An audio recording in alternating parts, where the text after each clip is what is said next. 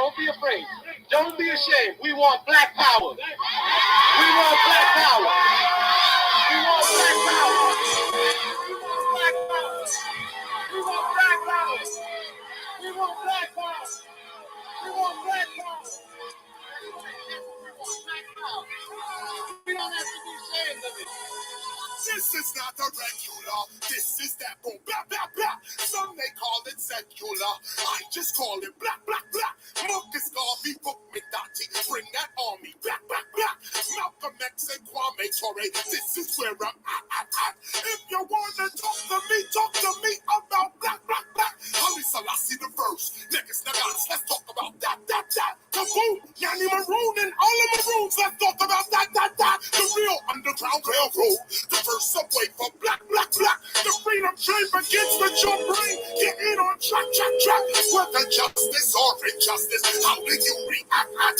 Can you stand there laughing while they shoot us in the black, black, black? This is what some rappers sound like every time they rap. I'm raising up the red and the green and the black, black, black. Even with no cops in the hood, we still hear click, click, clack, clack, clack. I cannot forget my ancestors just because I rap. Look at me from top to bottom. KRS is black, black, black. Get out, speak out, reach out. This is what black about. Get out, speak out, reach out. This is what I rap about. Get out, speak out, reach out. Too many selling out.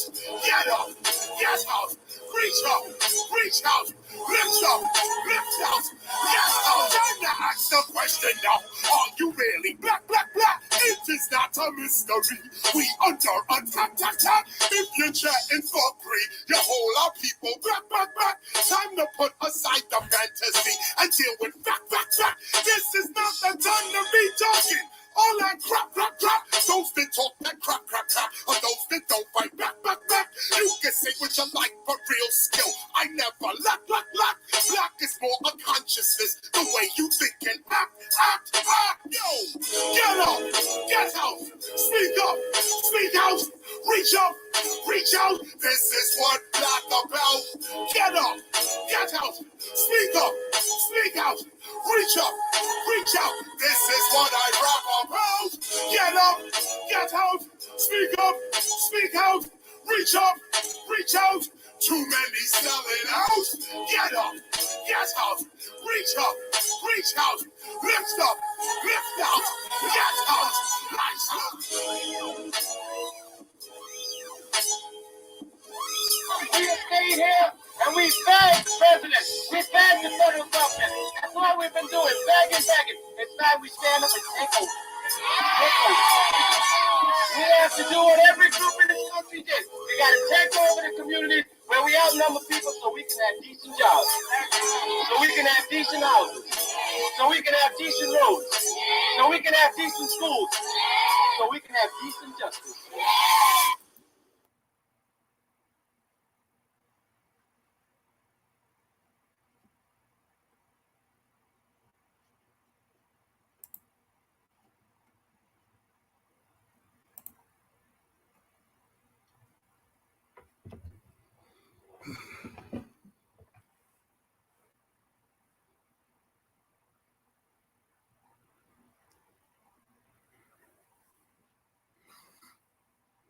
Hotel family, this is your RBG brother, Guy Hollywood Jr., coming to another exclusive live program.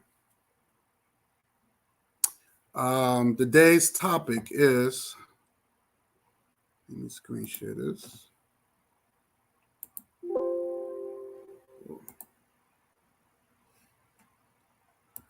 I want to screen share this.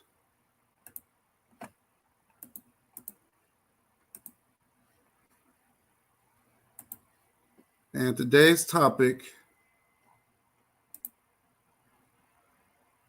is escapism. We're going to be talking about escapism. And I notice in this unconscious neighborhood, I won't even say community, I would say this unconscious neighborhoods that we're experiencing, it's a lot of, they use knowledge as a form of escaping reality. They're not using it to, as far as a revolutionary tool. And I noticed that. And that becomes some sort of hypocrisy. It brings a lot of hypocrisy into their among the people, I should say. They bring a lot of hypocrisy among the people. And when people ask questions and something don't make any sense, then they get upset or they come up with all these silly excuses. But I want to, before I get into this topic, because this goes into my topic, I want to address a couple of things. Now, a few weeks ago, we had some sisters on my panel. Shout out to Sister Aliyah Muhammad. Shout out to Sister Noble. And shout out to Karen. And, these sisters came on my program and we did a 4-hour program. It was a 4-hour program. Let me get out of here. It was a 4-hour program. And we showed nothing but hardcore evidence against this psychopath demon. Nothing but evidence. We showed videos. Well, we didn't show video, but we showed the video. You see Aliyah Muhammad. She had showed the paperwork. She was married to this dude. How is she not going to have any type of evidence on this psychopath? We did a 4-hour thorough evidence because I don't go by hearsay. I don't go by, allegations or beliefs. I go by evidence and proof. That's what I go by. And which, like I said, that was the last program that I did, and I just took a break. I went away for I was out of the country for just this past week. Just came back yesterday, actually. So, take some time off, relax a little bit. But that was a powerful program that I did. And again, it was just nothing but evidence. I mean, these sisters were abused and mistreated. And I'm glad I had them on my panel. I want to address a couple other things. I want to address something else. I want to address something else real quick.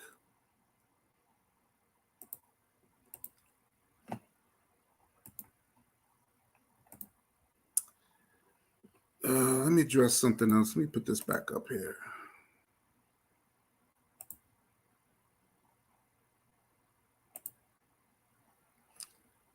I want to address these two clowns. Now, I don't know if these guys are government agents or what. But these guys, this guy looked like his beard is fake. They look like the same person. I don't know. But this dude's named Soul Brother 85. And this dude right here is named Twin Pyramid. And my whole thing is this. I don't know these people. I don't know these guys, but these supposed to be Uncle Ruckus minions. These supposed to be his minions. And I noticed Uncle Ruckus, he can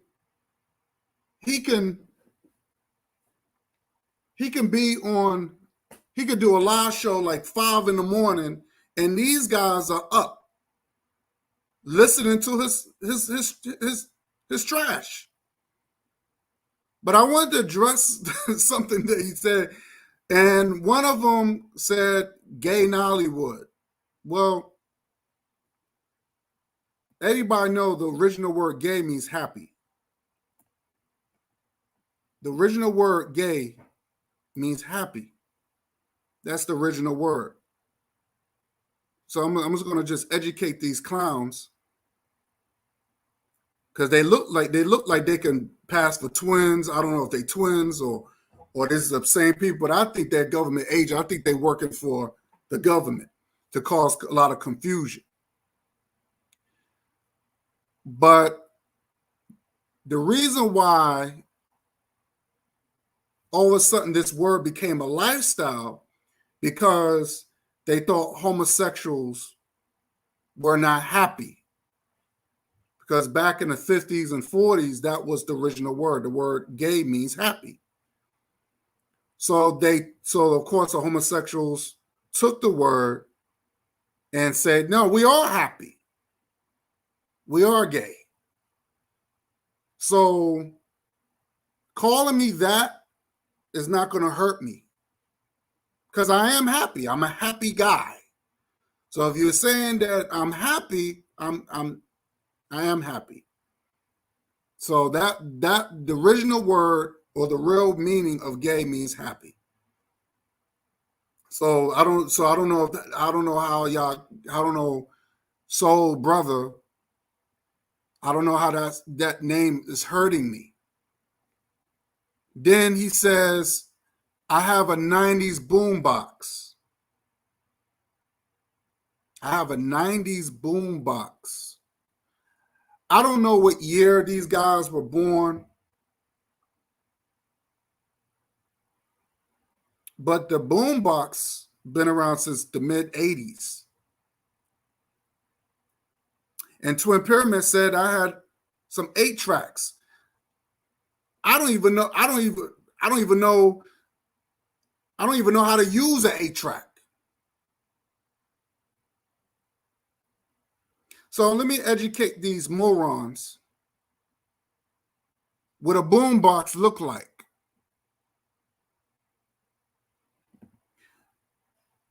Now, let me educate these morons what a boombox look like.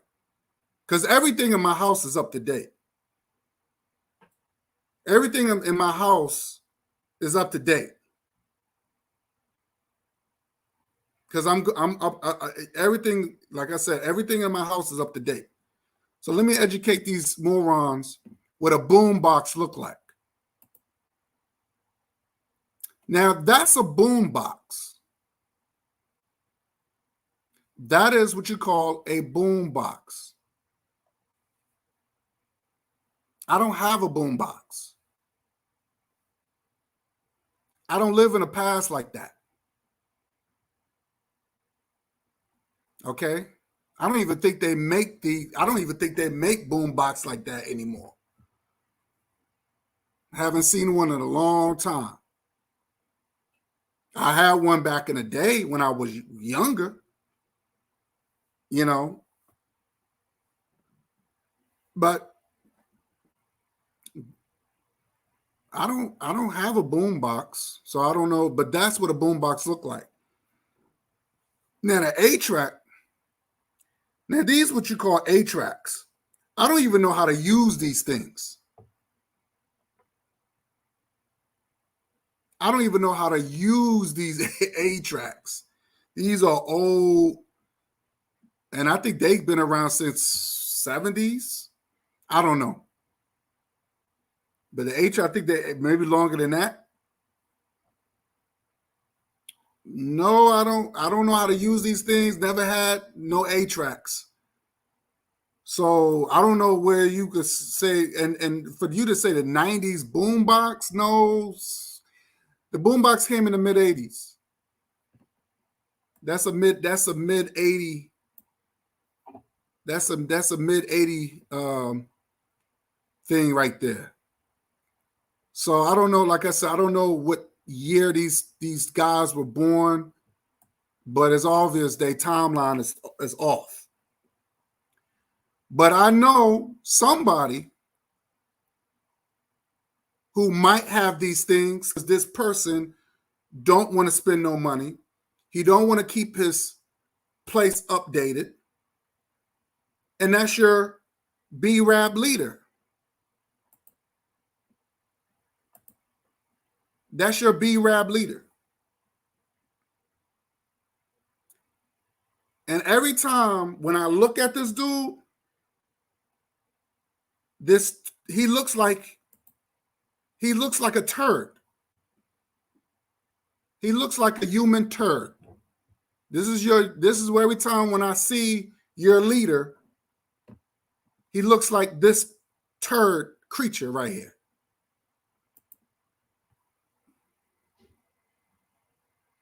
This man don't spend no money. That's why everything in his house is old.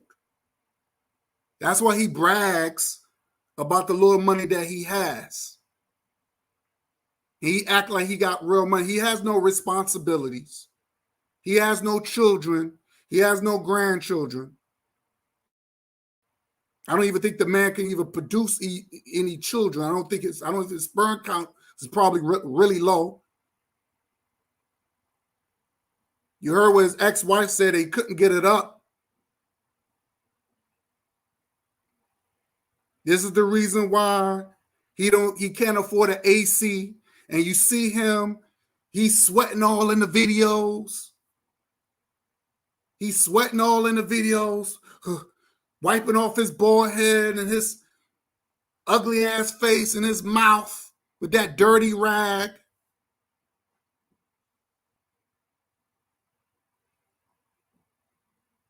Then you saw another video where he got that old 80s fan, the silver one with the blue propellers. With the blue propellers. I didn't see them joints since the 80s. But he said, I'm broke. Well, good. I'm glad you think that I'm broke. Because I don't want you asking me for a damn thing.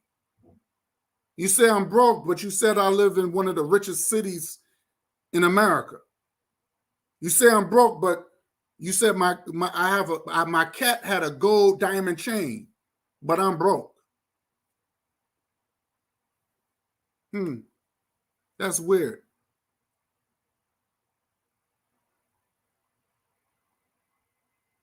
That's really weird. But I'm broke. So this man don't spend no money. He still got those old TVs, those old 20th TVs with the antenna. He still got those things in his house. He has not upgraded anything in his house.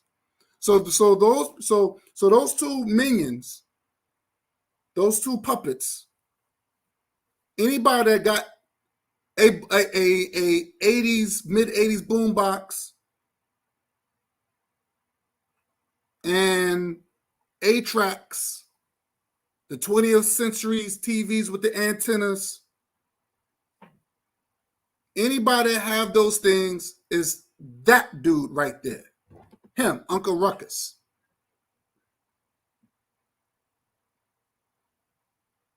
That's who has these old technologies. Everything in my house is up to date. Because I don't live in the past. He does. This is the reasons why I say, well, I don't care about these things. And da da da. You don't care about nothing.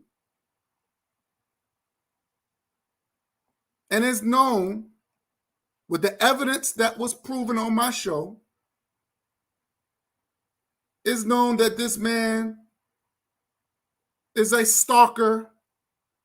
He went to jail for stalking somebody for 10 years. 10 years is a long time. That means he has a record. He's a cyber stalker. Okay, he's a pedophile, which it was proven.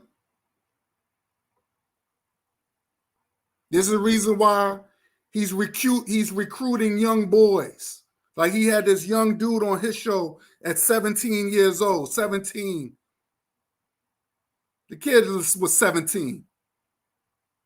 Talking to a 17-year-old kid.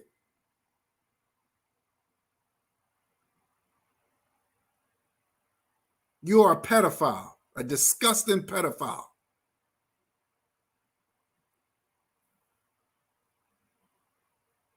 And he's calling me an Arab. Well, in order for me to be an Arab, I have to have a Muslim name. I will have to be practicing Islam.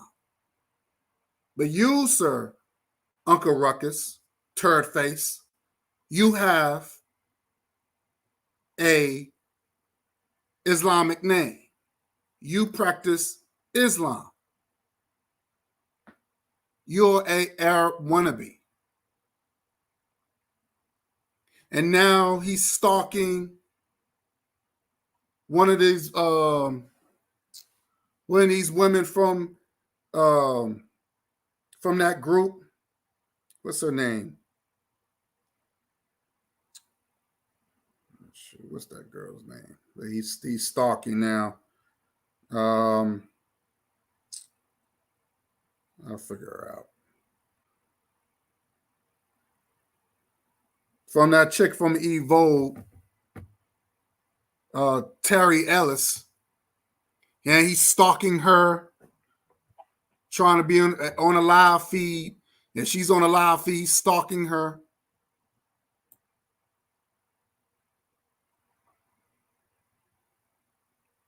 He's stalking Sister Noble. And now, all the things. Now, and you know, the funny thing about this man said that he's for black love. But if you're for black love, why would you still try to cause conflict between me and Sister Noble, knowing that me and Sister Noble, we cool now, we made up.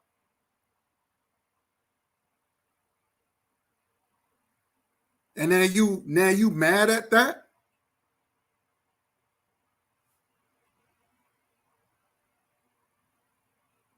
So I want to say give a shout out to Sister Noble. You mad that me and Sister Noble made up? You should be happy for that. You should be happy to see the black man, black woman uniting. And you upset with that?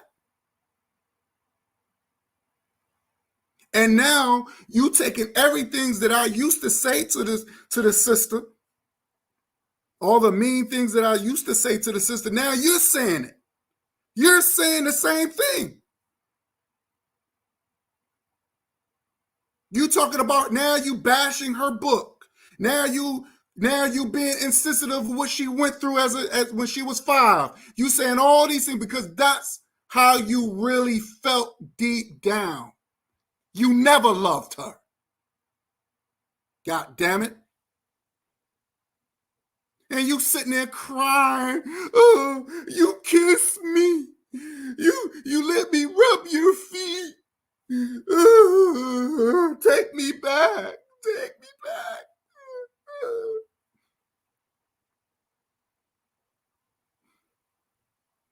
Now you you say you drove miles to see her, but at the same time you talk about, oh, she didn't have nothing.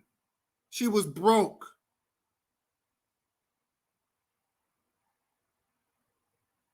But wait a minute. You didn't have anything either when you met your wife, your ex-wife. Didn't you say, Uncle Ruckus?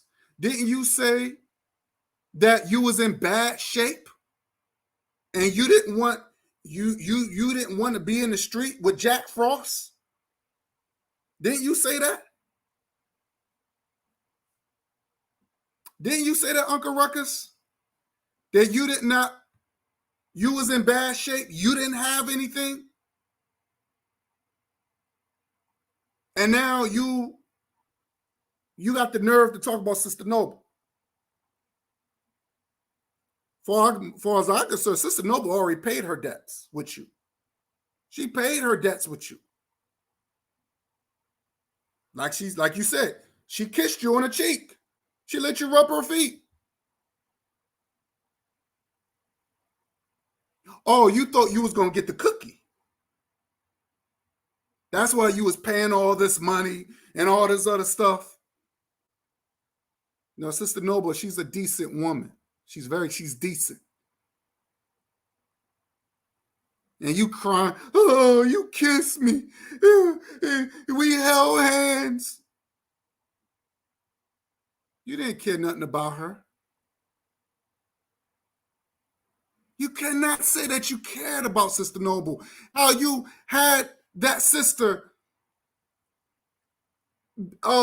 just shouting and using all type, and she was angry, always angry in your live videos. Every time y'all did a live, you used her to get back at your enemies. You said I was your enemy. I didn't do nothing to you. Now I'm the enemy now? So you use the woman to do a man's job. And she's sweating in her, and you can see her blood pressure going up. And she even said, my blood pressure is going up. And you sitting up there and you're smiling and you thought it was funny.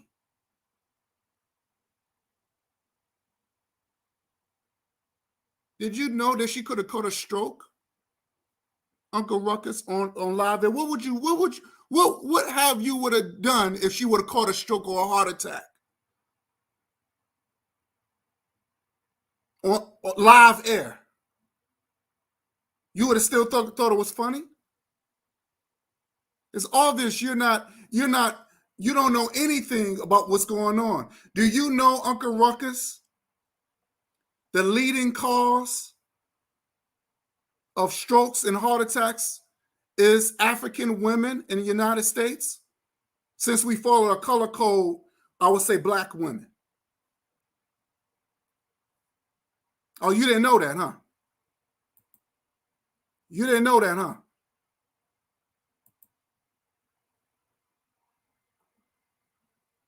Oh, you didn't know that, huh?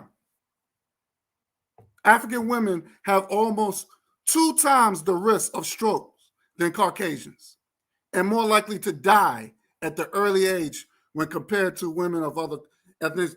Did you know that? Sister No could have caught a stroke trying to defend you. That's why when she was on my show, I said, calm down. Woosah, you know what I'm saying? Just calm down. Calm down. I don't want you to get, because I know how she gets. I don't even like to see my women like that. I mean, every time she got on your show, she's looked like that's not her. That wasn't her. And she said, look, my blood pressure is going up and you're smiling. You thought it was funny. She could have caught a stroke on your show because she's trying to make you happy. And see, this is a pure example of a psychopath. This is a pure example of a psychopath.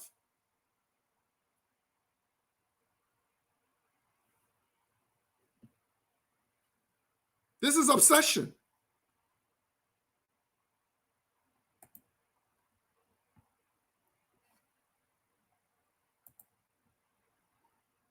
Shout out to Sister Noble. What's good?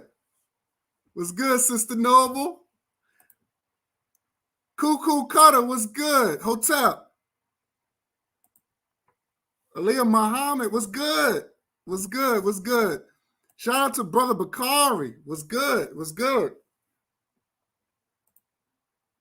Thanks for tuning in. I don't know if I don't know these people are real. They could be agents. Because they the only two that come on his show supporting his nonsense.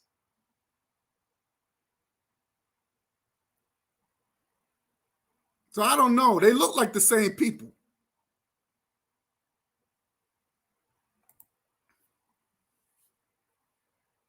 They look like the same people. Yeah, I don't think they're real people either. I think they're working for, I think that's government right there. Because I noticed this anti-African stuff, they never wanted black people to unite with black people from home. And this is nothing new. This is something since Carter was in office. Jimmy Carter. This is nothing new. So I think a lot of these people are just government agents that's just trying to, they don't want black people to unite. They don't. They don't. They would do anything and everything to just try to destroy what because people want to. We see people trying to build, people trying to unite, people trying to work together. They tired of depending on other races of people to do stuff for them. You know what I mean?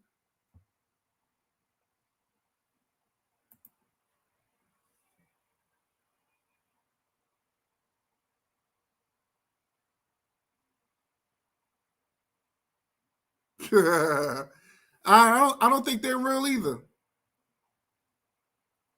I don't think they're real.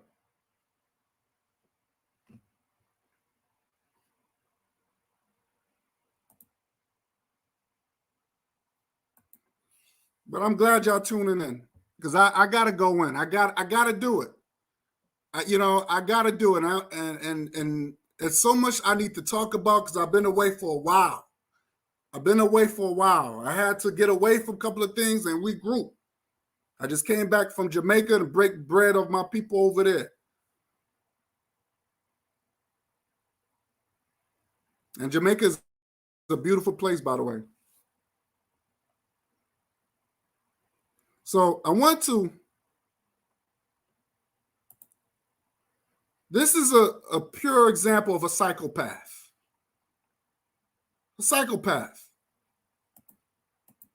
And I notice this whole thing reminds me of that movie, What Love Got to Do with It. I don't know if anybody saw that movie, What Love Got to Do with It, with Angela Bassett and what's his name? Larry Fishburne. He played Ike and the whole Ike and Tina story. And remember when Ike, when Tina, she just had enough. This reminded me of Sister Noble. She had enough. She said, look, I had enough. I'm tired of your bullshit. It's not working out. So she moved on.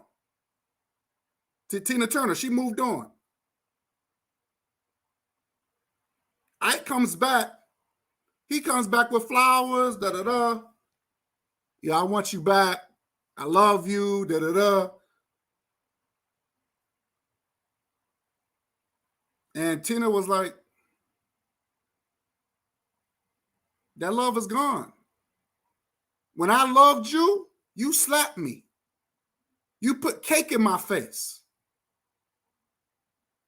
There's real images of you see Tina Turner with a black eye, and she tried.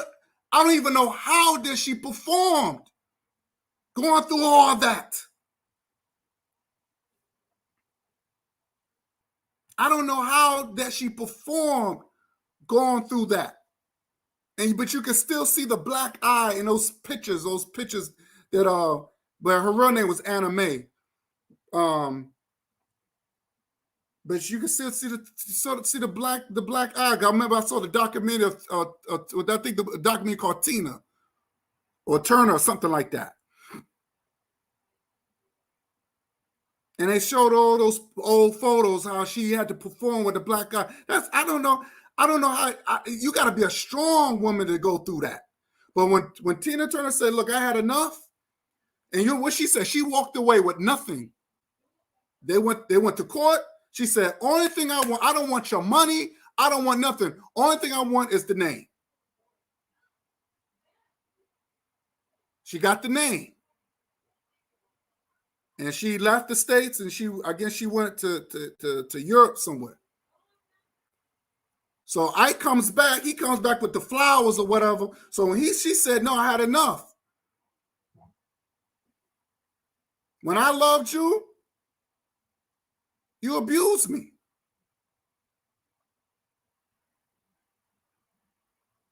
And then you know what he did? He took out a gun. He took out a gun. And he just put it on the table like in other words, trying to intimidate her like, "You ain't walking away from me like that." You know what Tina Turner did? She got up. She raised her head high. She said, "If you're going to shoot me, do it. But I'm not coming back to you. I'm not coming back. That's it." So when I see Sister No, she already paid her debts. She got this moron almost on Sarnetta show. But like a typical fuck up, he messed it up by talking against Nepal. And he knew that Sister Noble was, at the time, she was cool with Nepal and Sarnetta.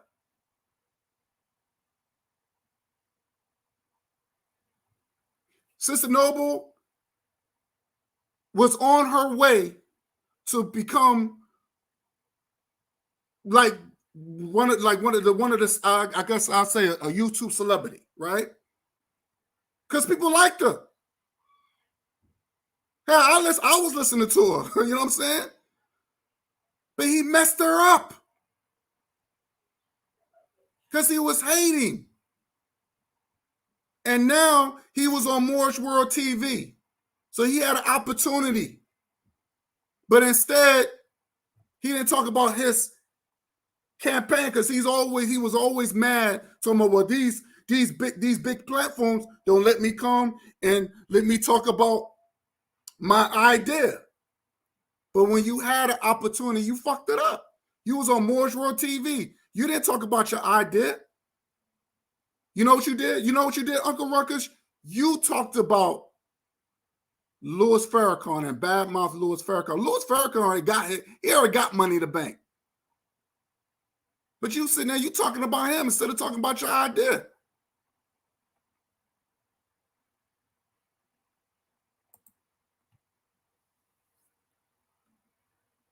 Of course. Of course. He was jealous. And now he's bringing these receipts. We don't know what those receipts for. We don't know We don't know those receipts was by him. $100, $1,000. We don't know what those receipts was by him. That could that and he didn't. He's not showing anything. Sister Noble and Aaliyah, y'all was the ones that showed all these evidence. Y'all proved it. Case closed. The evidence is there. And he's making videos after videos trying to prove that, trying to debunk that. You can't debunk that. Because if you could debunk it, you would have debunked it in one video.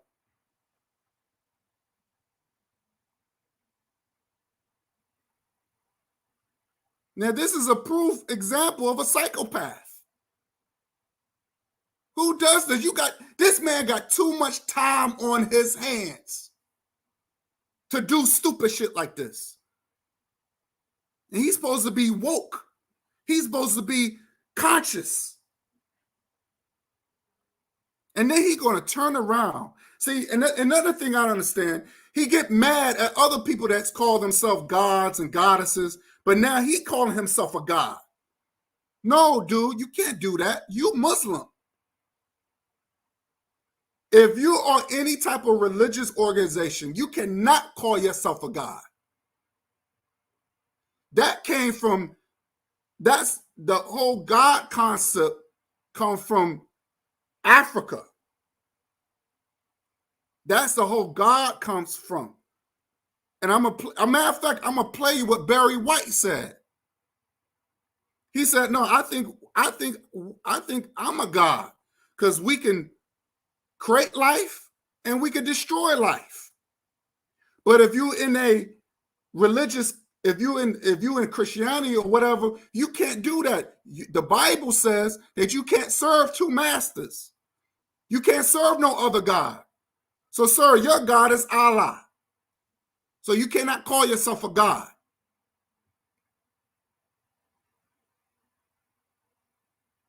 But now he's repeating everything that he claims he don't like. Oh, I'm a God. Then he said, "Sister, I'm your God because I paid for this and I paid for that." You was in a relationship. You was in a relationship. That shit don't count. Shit, girls that I've dated, I paid. Didn't think nothing of it.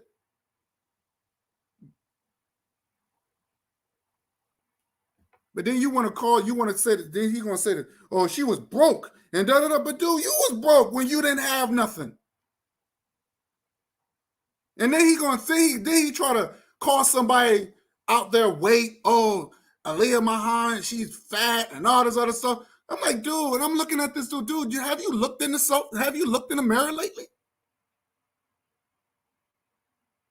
Do people honestly think he's attractive?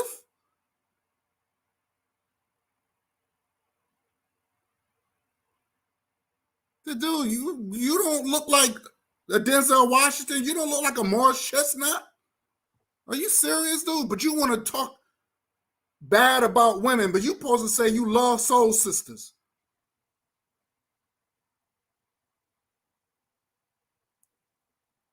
You are, look, damn, dude, like, you hurt. We know you hurt. You're hurt, but you abused a good woman. Instead of using it for some sort of positivity to create some movement going, you used it to get back at people that you don't like. That's wrong. And when people just say had enough, because it's messing up their health, you upset.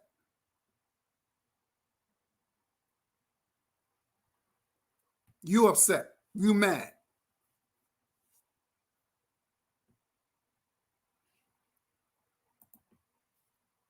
Hold up, Sister Raw.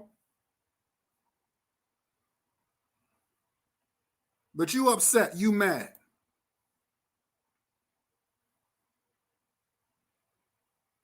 So I'm going to play you. Not going to be a long video, but I'm going to play you how how he talks about, you could tell the way he talks that he loved Aaliyah Muhammad.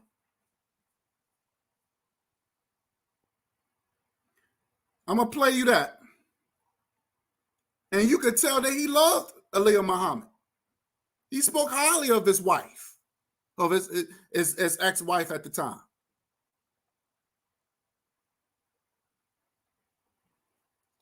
So let me play you this real quick. Let me see if y'all can hear it. Let me see. So I'm gonna play you what he says, and you can hear him. This is a 2013 video, and I'm going to play you what he said. But you could tell he was in a happy marriage. You could tell he was a happy marriage. But when I would come later on, because I was persistent. See, I was persistent.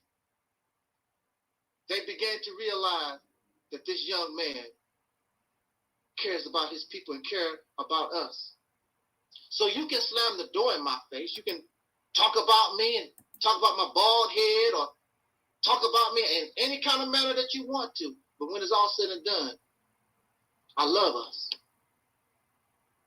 I love us. And my wife loves us. We could be doing many other things. Now you hear that, right? He said, my wife. Now, before he said, oh, I was never married. I was never married. Who's the real flip-flopper? Mr. Flip-flopper? Who's the real flip-flopper? First you said you wasn't married. And then you were saying, well, we was married, but we were supposed to be in a sexless marriage. There's no such thing of a sexless marriage.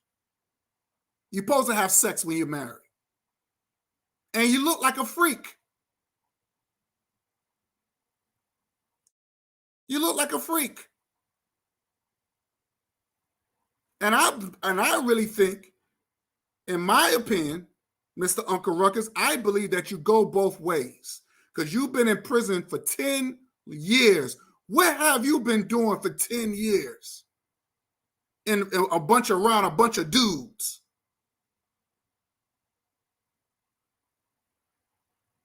Because I know they couldn't put you among other women. You had to been among other men.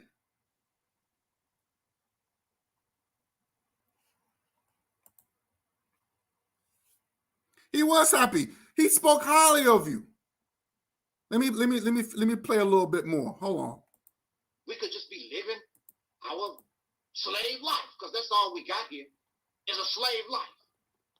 But see, I'm not comfortable in this slave life. And my wife won't let me or allow me, and I will not allow her to become comfortable in this life. See? Said his wife. But before he said, I was never married. I was never married to that woman. So you lie, you're a flip-flopper. But you got the nerve to call Sister Noble a flip-flopper?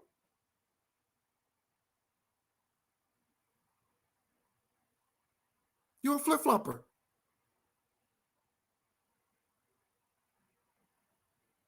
Let me play you something else. And I want Sister Noble to hear this. I want Sister Noble to hear this.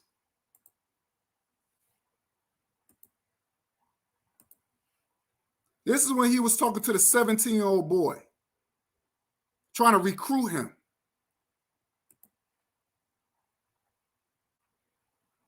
Let me see. Let me go back here.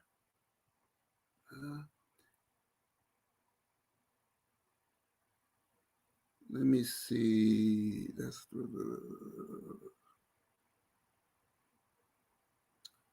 what, 320. Okay. Why go through? Tell the truth. You're like Judge Judy always say on her show. If you tell the truth, you don't have to worry about all that. But when you tell a lie, like Sister Noble, when she first started talking, She was talking like she's Miss Independent or whatever. Then I start putting them receipts. All the ducats I was giving her, oh, well, it's a whole different ball game. Lady, I took care of you for almost 2 years. I don't think you did not take care of that woman for no 2 years. Sister Noble worked and she paid her bills. Unless you told her, hey, I'll take care of you. You don't have to work. I will pay your bills. I'll pay your card note. All you think I gotta do is just sit back and chill. That's a lie. You did not take care of her. You might have bought her things here and there, but you was in a relationship at the time. Now, I don't know if you was continue buying her things after she broke up with your ass, but when you was in a relationship, yeah, you had to, you know, do your part as a man. But let me finish. Let me finish what he says, because this is what the insensitive part I don't understand. And you say you love this woman. You say you loved her. I took care of you for almost 2 years. And that's just a little of the receipt. I can show you a whole lot of more receipts. I was taking care of you. But at the same time, you're supposed to be my woman. I'm supposed to take care of my woman. But unfortunately, you don't want a man in your life. You want to sit there and cry and talk about going back to the law firm and bus station, and you want to talk about a ding-a-ling in your mouth at 5 years old. You just want to drown. You heard that? Insensitive.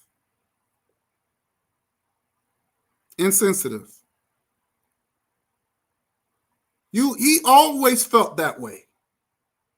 Because if you love somebody, you're not going to bring that up. Because you're mad, because you're upset. Could have said, hey, me and Sister Noble, it didn't work out. I wish her the best. Hopefully, if we decide to, that's what I'm talking about. But you're going to make all these videos talking about when she got molested. And this is not the first one. He made other videos saying the same thing. I mean, just making fun of her situation. Just heartless. Very heartless. And it goes into my topic, escapism, because instead of focusing on our struggle and our purpose, he's attacking Black people. He's attacking his own people.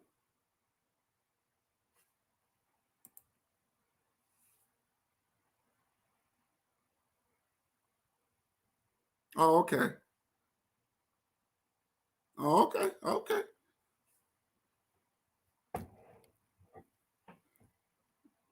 Well, I'll tell you one thing. He probably do got some money because the man is cheap. He don't pay. He don't got nothing up to date in his place. He don't got nothing up to date in his place. He has no responsibilities.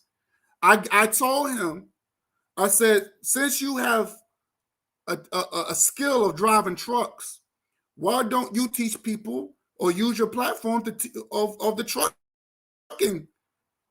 Teach people of the trucking business. You can start a trucking school. He didn't want that. Any idea come from me. I said, sure, I'll be your first student. I'm willing to pay for some lessons.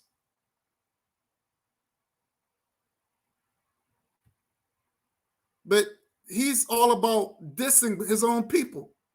And then this white guy, he comes on, the white guy come on there, I'm going to play that part. And he praised this white man. Let me see if I can find that one. He praised this white man who came on here, on his channel, on his platform.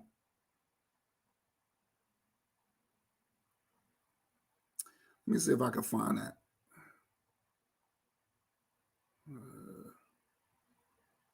It's somewhere around, I think it's this one. Sometimes you got to hear the truth from the best source you can hear it from. In my opinion, I think it's Angel Snubbed Up 7. Thank you very much, brother. Thank you for being a listener. 18 years old. That's amazing. It's amazing. I want to send a shout out to my my friend Smoke Daddy, and he's a white man that's been listening to me since 2009. Okay. Oh, okay. Since 2009. He said Angel Snubbed Up 7 for president since 2009. That's what's up. And I would be stupid not to say that's my friend. That's my friend to him with that black conscious garden. That's my buddy, Smoke Dad.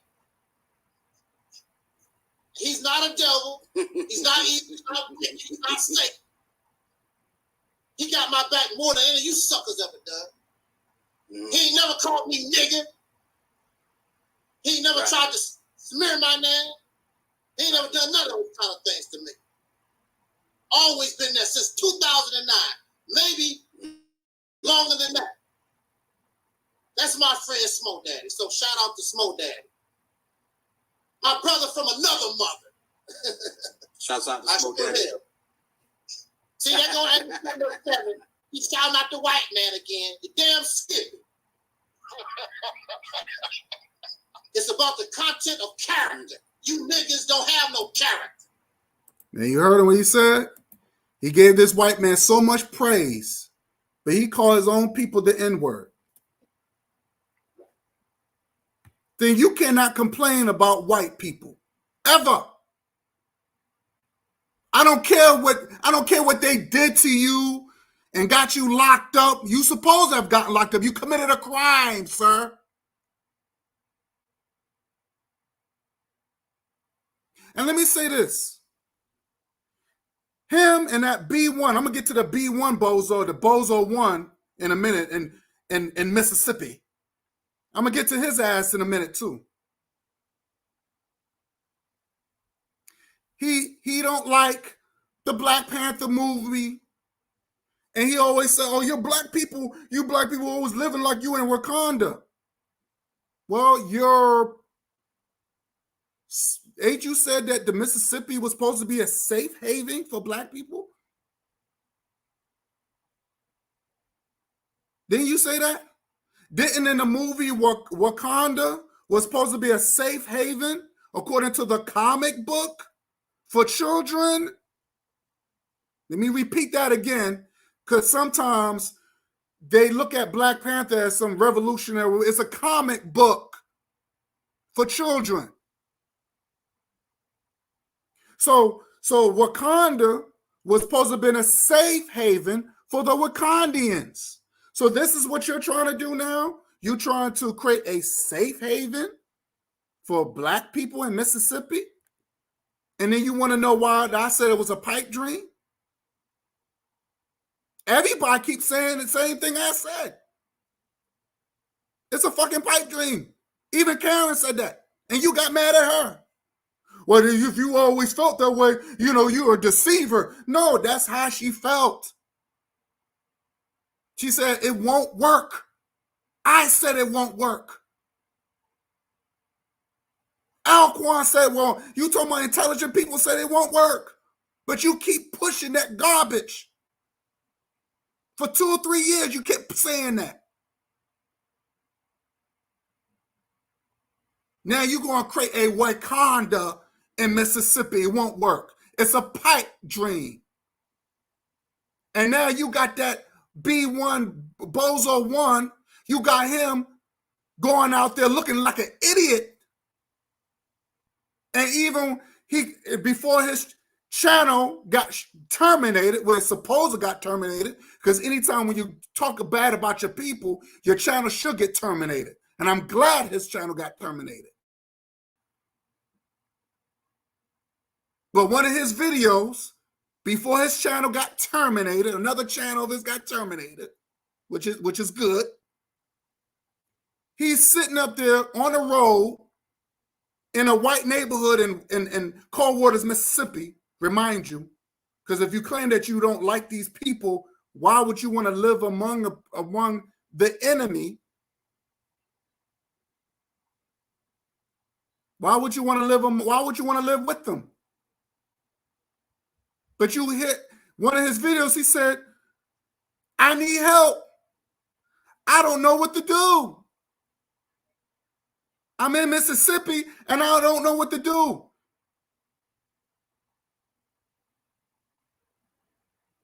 This is what he said.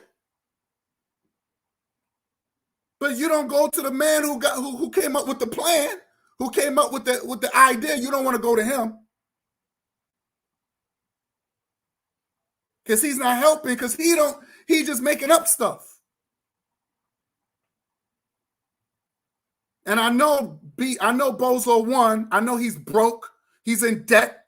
And because he didn't sell that last house that he got, is not going to sell.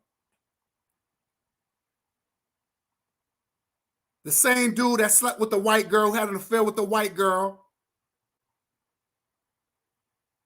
But he wants to make it seem like he's this big time revolutionary. But he got to walk around his place with a stick in his hand. Talking about, them dogs. Well, I can't shout him out. Maybe you could shout him out. I don't fuck with Maurice like that. That dude is a clown. This is the same dude that made friends with that psychopath after that psychopath called his wife a whore.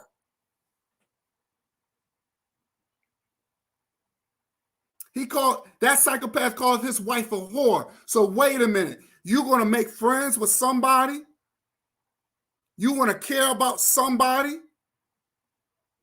You want to go out your way to care about somebody who called your wife a whore?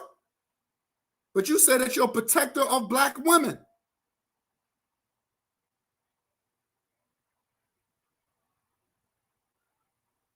No, fuck Maurice. Fuck him. And I'm telling you, I'll tell anybody that fuck with these people, I'm telling you, they're going to put you in a situation that you're not going to get out. He's a preacher. He said that he's a teacher. A teacher show how to solve problems. I want to get this. I want to let people know what a teacher is. Because a lot of people keep saying they're a teacher and they're not a teacher. A teacher means somebody can show you how to solve problems. He is in Mississippi and he don't know how to solve the fucking problem. He's a preacher. He's a preacher.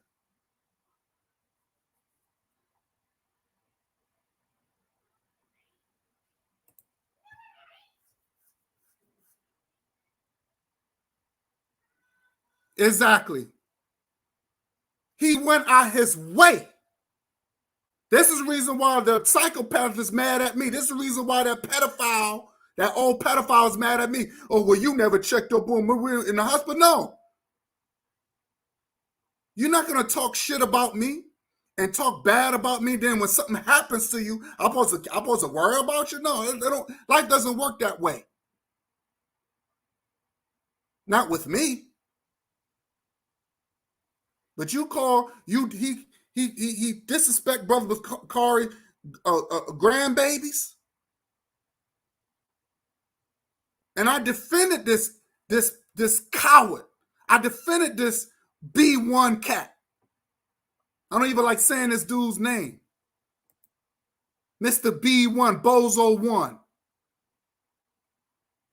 and he gonna go and worry about another man who called his wife a whore.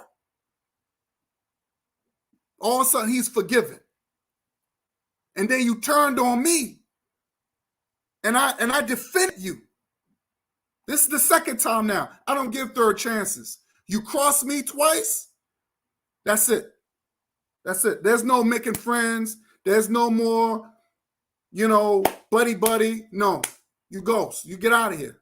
You're a clown.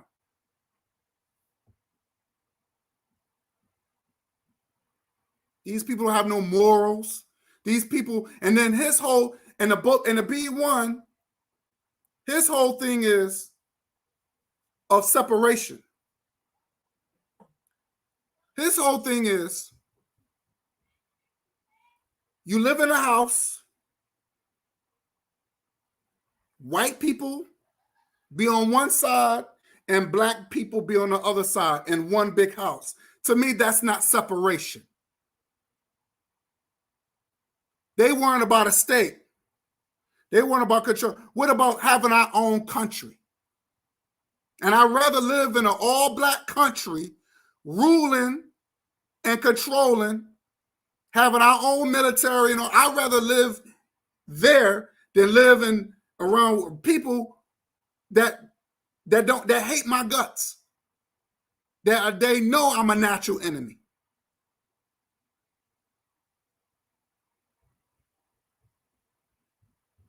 But we sit there, we talk about unity, we talk about black love and black unity, but the black people don't want that. And this is the reason why I named my talk escapism, because there's a lot of escapism. Or they don't like white people, but you want to create a safe haven for black people, but at the same time, you're living among white folks. And you heard this psychopath get bigging up this white dude. He said, "Oh, fuck your black conscience," and all this other stuff. But you trying to create a safe haven for black people. Got you. I got you.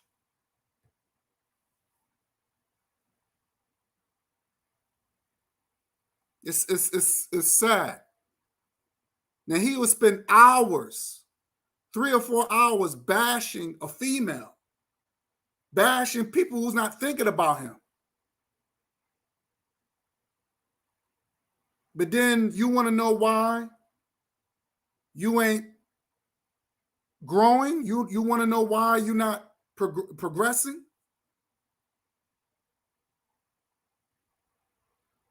And just like I told him, I said, I thought me and you was on the same team.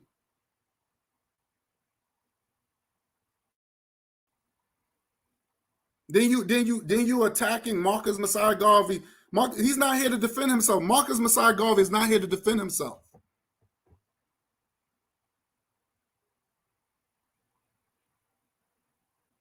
So I don't understand why you're attacking him. I'm just saying that his teachings is more logical. He's the foundation of everything. Marcus Garvey saying, no, we need a country, not a state, not a town, not a city. We need a government that even if we live in these parts, anywhere in the world, we have a country that back us up. Just like you have a Chinatown in every part of the states, but they know China would back them up. But nobody's not talking about countries. But you want to live in the same house with your enemy and then complain? That's not going to work. And just because I said it don't do nothing for me, you're going to get mad. You're going to get angry. Here come the dissing.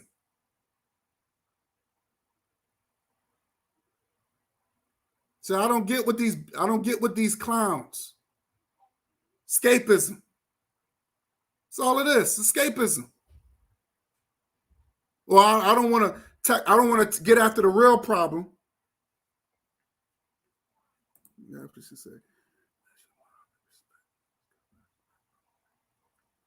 Yeah. Malcolm X did a wonderful speech about Marcus Garvey. Because Malcolm X's father was a Garveyite. Even Malcolm X's daughter said that Malcolm X was a Garveyite. And if Malcolm X would have still been here, he would have still been a Garveyite. He talked great about Africa.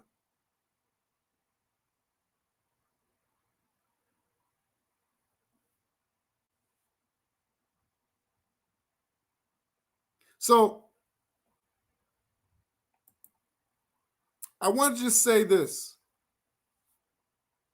I think I played that already. I think I played enough for that. But he's just very insensitive, very, very insensitive bastard. Very insensitive bastard. But like I said, he never loved her. That dude never loved Sister Noble. He never loved her. She paid her debts already. She paid her debts. She moved on. She's much happier now. She's much happier now. Get over it. Do your Mississippi complain campaign.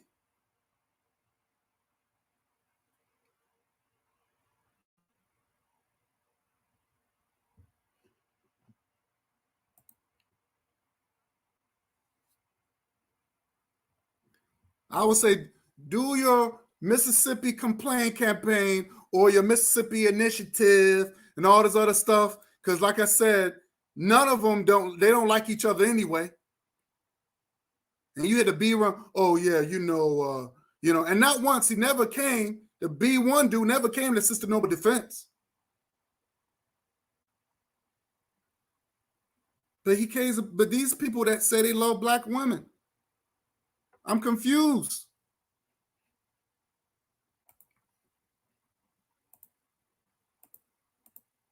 I'm confused.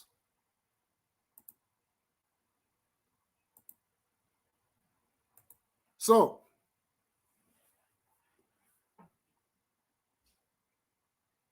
I wanted to address something else. So I think I'm done talking about this cat. And like I said again, the guy is the real cyber stalker. He's the real stalker. He's a pedophile. And then, oh yeah, one more thing too before I continue, because I want to get into the Brother Polite situation.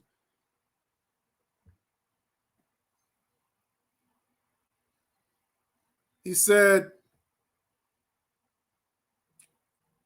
something about, oh shit, what the hell? Give me 1 second. Who the hell hit me up? Okay. All right. Then I lost the train of thought. He said something about what did he say? He said shoot. He said something about I lost the train of thought right now. But it'll get back to me. I want to talk about this Brother Polite situation. And it was a big thing about Brother Polite with this. How he slept with a 14-year-old girl, whatever, this and that. Let me tell you, for me, I don't give a fuck about Brother Polite. Don't get me wrong, he's a smart brother, but I don't give a fuck about him. He's another hypocrite. He's another hypocrite.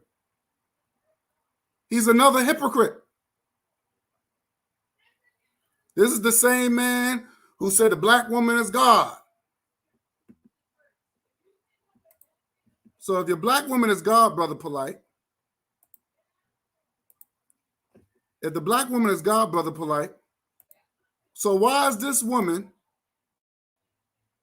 who's a white girl, she's not mixed, she's white, whether she could pass for Latino or whatever she is, but you said a black woman is God, but this is your fifth wife. This is your fifth wife. So they say.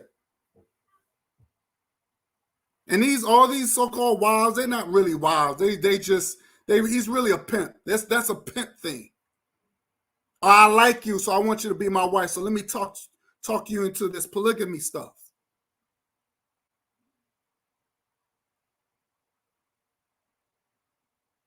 And my thing is this: none of these women has nothing to offer. And one thing I know is about Polite. He's very superficial. The woman that he has to get, she has to be almost like a model. Now there's some beautiful, voluptuous women, voluptuous sisters who keep themselves very sexy, but he don't want to take pictures with them because that may ruin his image.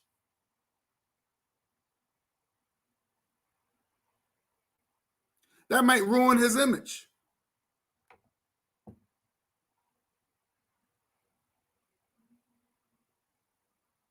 So I noticed that when these unconscious cats, when they get a little money, all of a sudden, oh, fuck the struggle, I'm going to hang out with the enemy. So their women start getting lighter and lighter and lighter because they has to, now they got money now and they want to be like the enemy now and say, hey, look, I'm one of y'all. I'm just like you.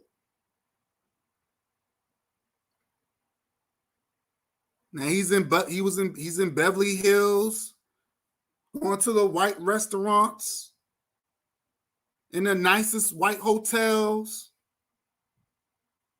You don't think Ghana don't have beautiful hotels? They do. You don't think none of these African countries got beautiful hotels? But see, he's another one got caught up into this escapism because the struggle's too real. And he's supposed to be so-called strong black men.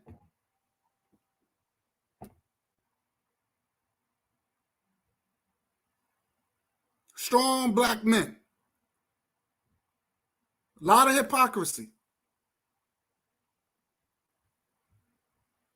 And I'm not going to get into the whole, did he slept with the 14-year-old girl? Now, I don't care. When the evidence are coming out, let's wait until the evidence in the court, because he got to go to court. Let's wait until the evidence come out and let's deal with it from there. But all this, oh, he did it and this and that, and no one got any proof. There's all speculations. It's all speculations. I don't do no speculations. I don't do no belief systems. I don't do that. Show me the evidence. I'm not putting past him. I'm not putting nothing past him. He probably did do it.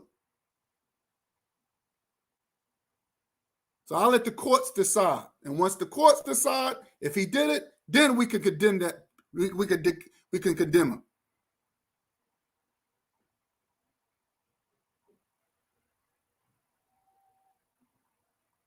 But I don't give a fuck about him. I don't care. He get locked up.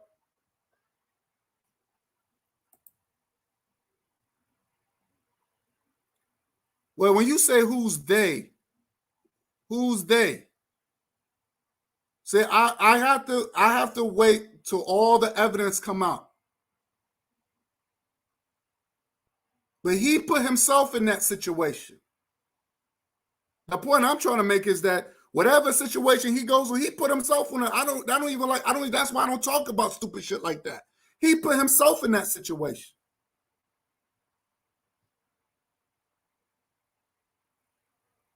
See, all this is a fucking distraction from our real goals and our purpose. So they push stupid shit like this, and this to distract us from all that, and then we could talk about this dude.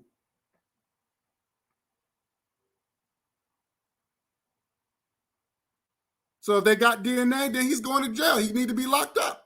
Plain and simple. So if they got DNA, he deserves to be locked up. Period. That's it. Case closed. Case closed.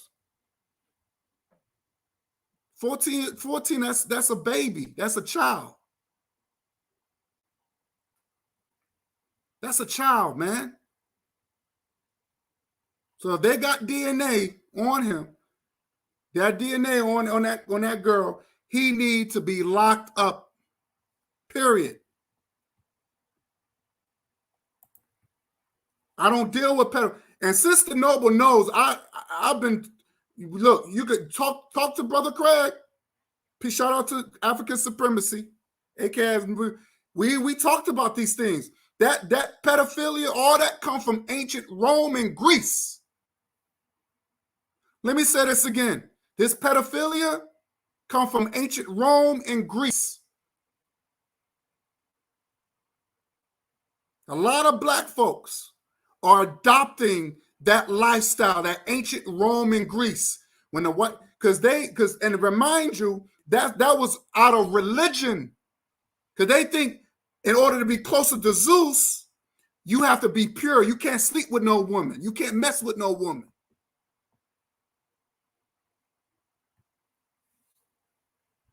So that's all they do is mess with little boys, young boys.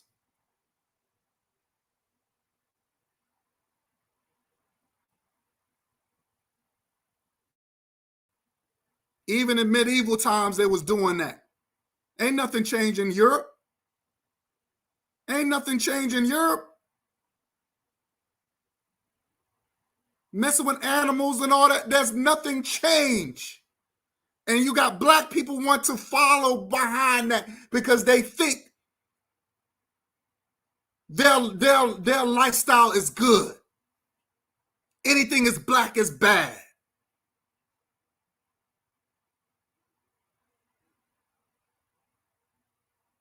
So, again, I don't give a fuck about no Brother Polite. He put himself in that situation. And again, I want to make this perfectly clear. If he's I don't know if you call it statutory rape, but if he messed with that girl where his DNA got on her, he need to be locked up. Period. But see, and I noticed too, and I did a video on this about the GMS, and I think Brother Bakari is on my show. He was on my panel, and CJ was on my panel, where you had the GMS. I don't know if Sister Noble's seen it, but you had the GMS, the Israelites. They encouraged that. They encouraged pedophilia.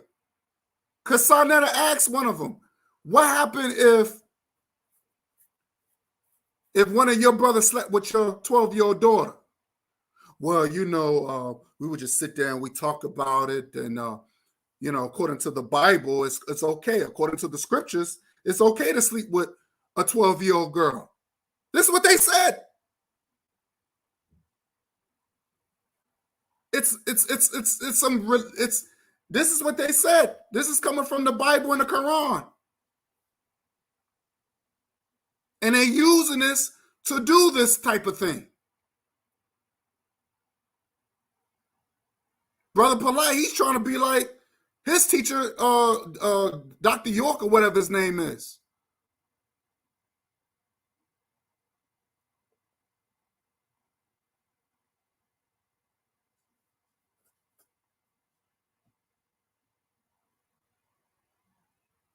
So we already know what all this is coming from.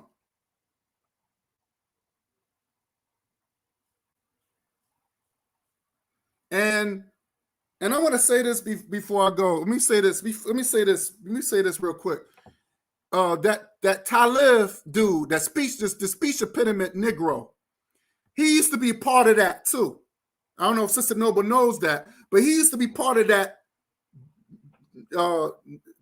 that York dude. He was part of that Nawapian shit. Oh, he was part of that too. I won't be surprised he's a pedophile.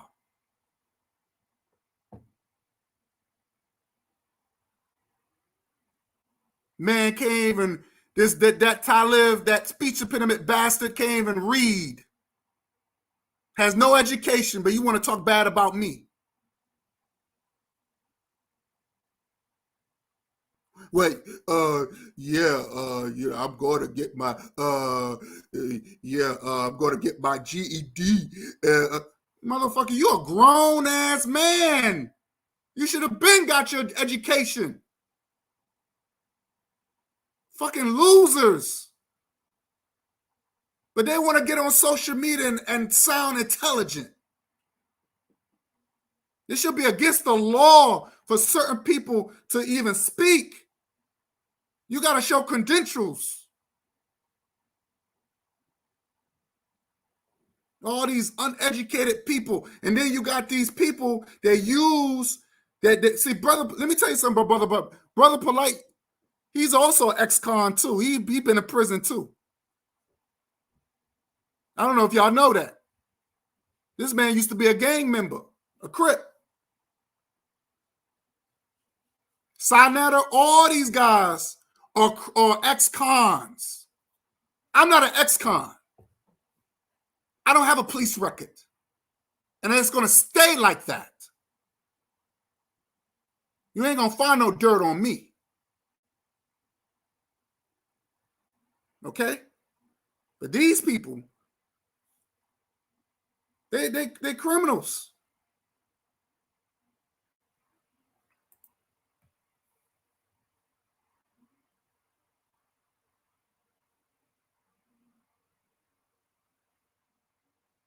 Yeah, one of them, the old one, he said, yeah, we're going to take them young. We're going to take them young. We're going to bag them and get them pregnant. What the? Yeah, I said, yo, this is sick. These are creepy old dudes. And see, they're allowed to say this in public. They're allowed to say this in public because what some Bible has said. I don't understand this. And they get away with this. They get away with talking nonsense. We got to start checking our people. And I hate to say it, sometimes we're going to have to start checking our people. We're going to have to start doing that.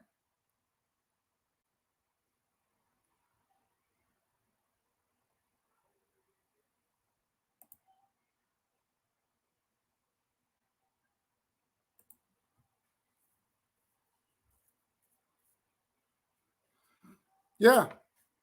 I don't deal with that. That's not, like I said, that's not African to me. That's not African. All that comes from religion. Even when you go to these Arab countries, you got them Arabs sleeping with little boys.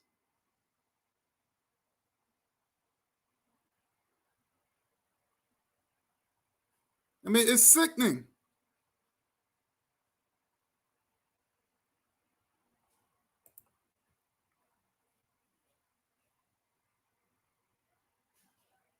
Yeah. Now you know. Now you know, sister. So I don't do things like that. Look. I'm a type person, I have a right to defend myself just like anybody else. But there's certain things I don't cross no lines. I don't go up my way. And Sister Noble, no, I did not call no Amazon. I don't know if that nut told you that, but I did not call your publisher. I did not do that. I did not do that. So I just want to make that clear. I did not call no Amazon, no publisher. And if you could show it to me, prove, let me know. Because I didn't do none of that. But this is probably okay. I got you. I won't say his name. But I don't do stuff like that. I never do. I might have said some things, but that's one thing. I never go out there to hurt people like that.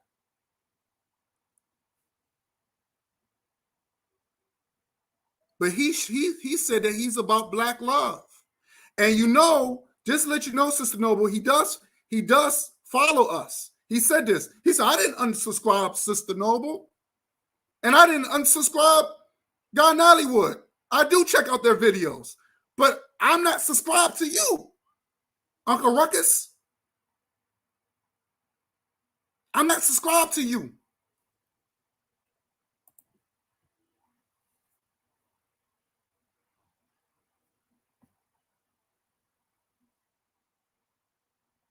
Yeah. The toothless speech impediment dude was in the Wapian Nation. If that's what you're talking about, yeah. Because he was also, I guess he had some thoughts about the whole polite situation. But yeah, he was part of that. An ex-con, toothless ex-con, speech impediment, loser. But you want to talk about me. You want to come at me. You don't know me like that. So I'm from a different cloth. My parents brought me up right. I'm not saying that I'm perfect, but at least I try to go for some sort of perfection. I want to be perfect.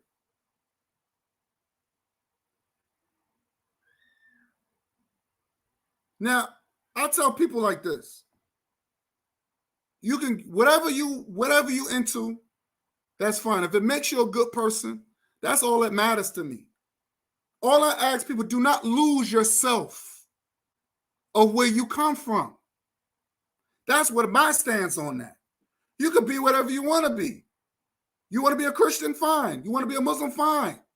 But don't lose yourself.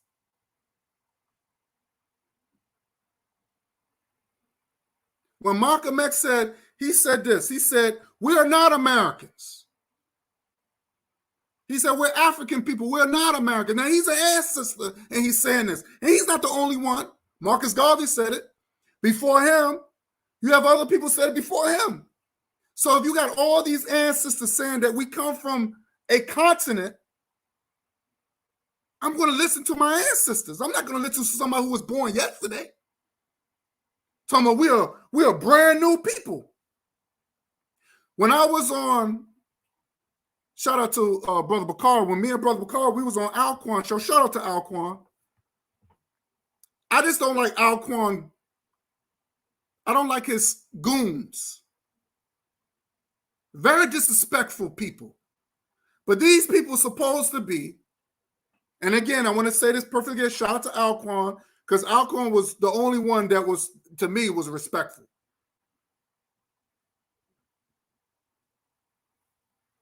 But that Tyrone and all those other cats, very disrespectful. And the topic was Later for Africa 4, I think it was. So, of course, I want to be on the show. I'm like, all right, I'm going to be on the show, have some fun.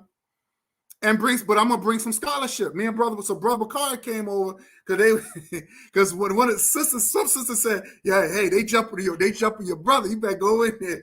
So he came on there, you know what I'm saying? So, and we try to bring some scholarship. And every time they would ask us a question, we were about to answer it, they would cut us off. And sometimes I said, whoa, brother, whoa. I haven't finished. I want to explain because you asked me a question. And I remember, like, I'll give you a perfect example. Alquan said, well, you said that you're African, but you don't, when I look at these pictures, you don't look like an African. I said, well, Alquan, you got to understand. You don't believe in DNA. You don't believe in science. And that's fine. The white man did not come up with no DNA. The DNA is already inside of us. And shout out to Brother Bakari because He said that. See, I give people credit when credit's due. So like I said, me and Brother Bakar, we learn from each other. We bounce information. And I'm like, damn, that's interesting. Yeah, you're right about that. We are DNA. DNA is in us. So no, how can a white man invent DNA when DNA is already in us? We have a genetic marker. We have a genetic marker to tell you exactly where you're from and who you are. So the white man did not create that. So I was telling Brother Alquan, I said, well, Alquan, you got to understand that over time, over years, when we are out of our natural environment, over time, the offspring, if we in a colder, cooler climate, over years, the offspring gets lighter and lighter and lighter. And that's include the dietary and all that stuff. All that's science. You learn that in science when you take science classes. Most of us, I don't have white people in my family. I don't have native blood in my family. I took my DNA test. But I didn't have to take it. I only took it because I wanted to show people that I'm not lying.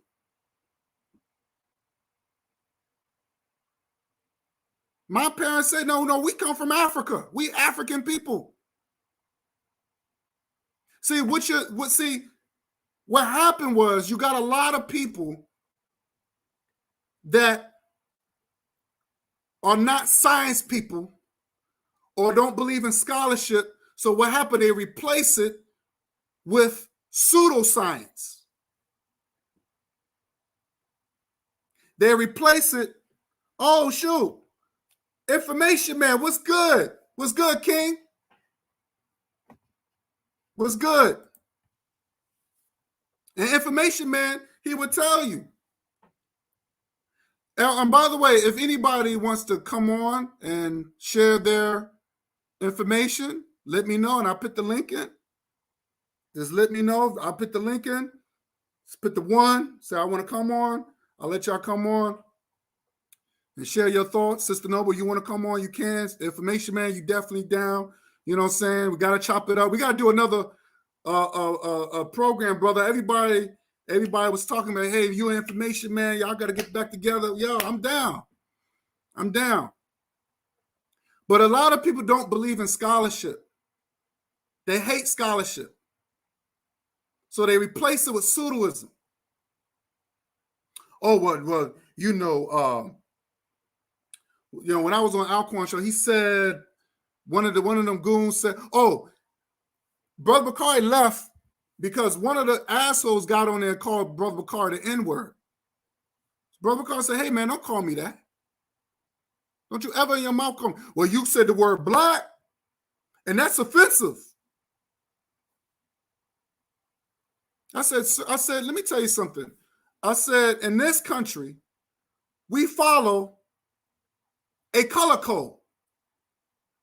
In United States of America, not Canada of America, not Mexico of America, United States of America follow a color code. Whether you like it or not. They don't give a shit if you're Moor or Muslim. They're not going to describe you like that. They follow descriptions. So this is the reason why when the police, they call them what? The boys in blue. When Barack Obama signed the bill to protect police officers, those who have voted for him, it was called the Blue Alert Bill. When they come looking for you, they describe on your complexion, on your race.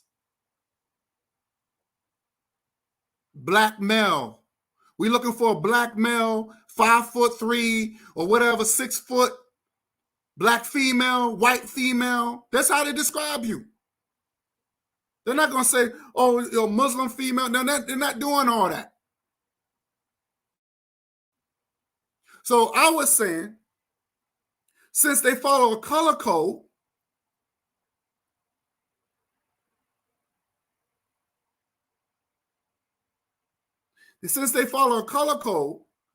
how come we just can't use that to our advantage? And Sister Noble knows this. And I know she's very aware of it because I believe she said this too. When white people came together, white people didn't like each other. Marcus Garvey said this too. He said white people know when it comes down to a natural, they'll fight among each other, but when it comes down of their natural enemy, also they'll put their differences aside and they'll come together. Right? I know Aaliyah Muhammad knows this. I know Information Man's know this. When our people start integrating their schools, what did white people do? Right? The Irish, the Italians, they stop fighting. The Polish, they stop fighting. Oh no, we got to come together as a white race to go after the black race. Those are black people. We got to go after them. So I was saying, so how come we can't? Right, Muslim is not a nationality, right? It's not a nationality. So I was saying that how come we can't use the black as a tool to unite?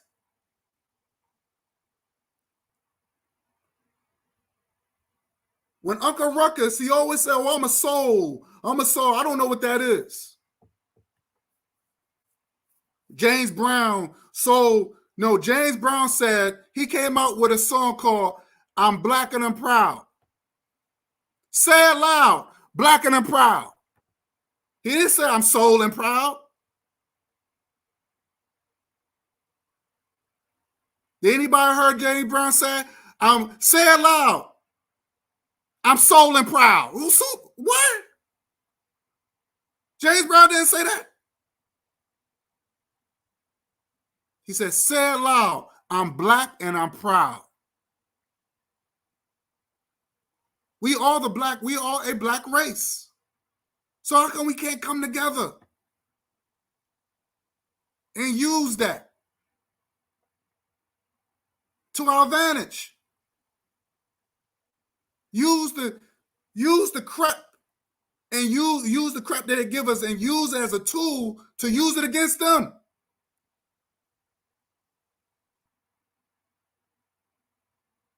That's really the reason why they say black cats are bad. But according to comedic science, black cats means fortune. It means good luck. That's the reason why I got a black cat. I got a black cat. But to the Europeans, oh, black cat means bad. It means evil. Well, that means it brings evil to them. It'll curse them, but it won't curse us. Black cats will curse them. I saw a movie like that. What was it? What was that movie called? I think it was what was that movie? Tales of the Dark Side, the movie.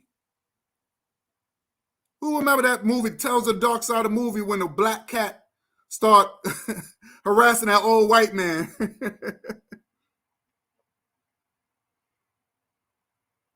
Because he would use cats, because cats would give 9 lives, so he would kill the cats and turn these cats to like pills so he could keep living.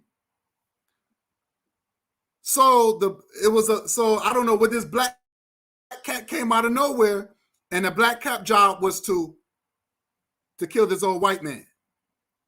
Not a white cat, not a brown cat. It was a black cat that did that. I thought that was interesting.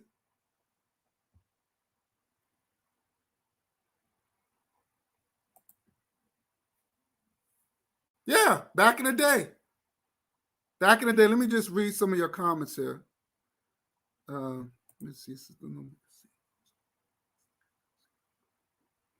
Yeah, you're right, Sister Noble. You got a point there. Seeing those who are willfully ignorant seems to cry against. Yeah, you're right. It's so true. Yep. Facts.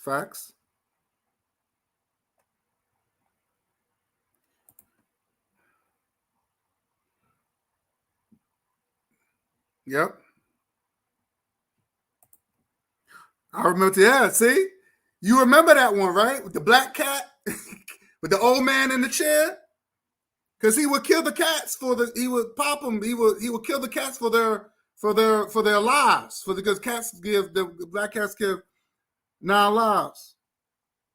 So he would kill them, but it was a black cat who was sent. I don't know where this cat came from, but he was sent to kill this. I thought that was interesting, very symbolic, because white people don't like black cats, but black cats give us fortune. They don't do nothing for us. They give us fortune. It means peace and fortune. And I did a video on it. I thought it was very interesting. Yeah, he's a pimp, man. He's a pimp. It's supposed to be his 5th wife. And he's drinking champagne. Sonetta's interviewing him too. And I'm like, wait a minute, I thought the black woman's guy, he's very superficial. So I don't give a fuck about this dude. People are, it's polite. If, like I said, when it comes out in court, once the evidence said that he did it, he need to get locked up. Plain and simple. Case closed. Throw away the key.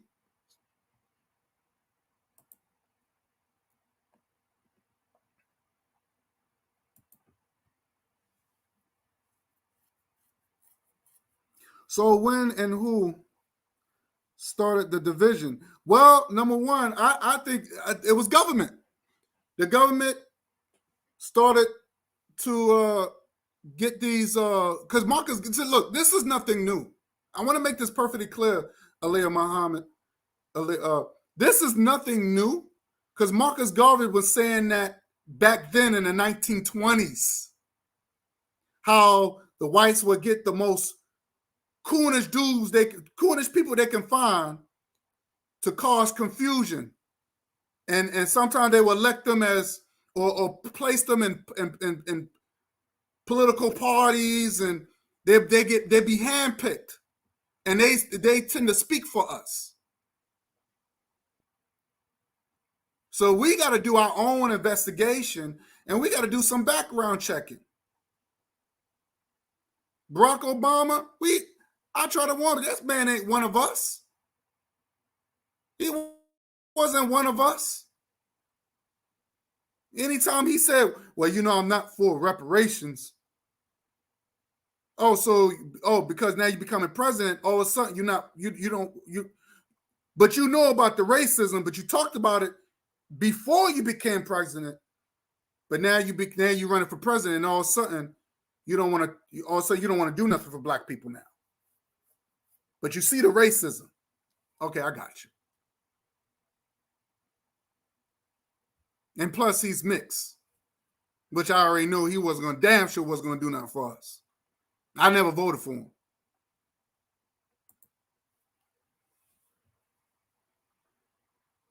So we see a lot of escapism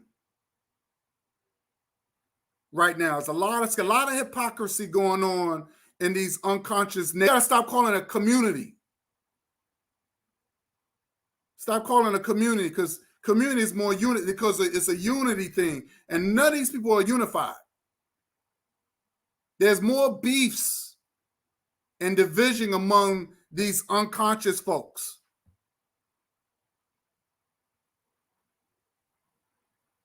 And every time when one people like me and Brother Bakari, we try to get the ball rolling, there's always these freaks coming out talking about, well, you don't look African, and you're not African, and what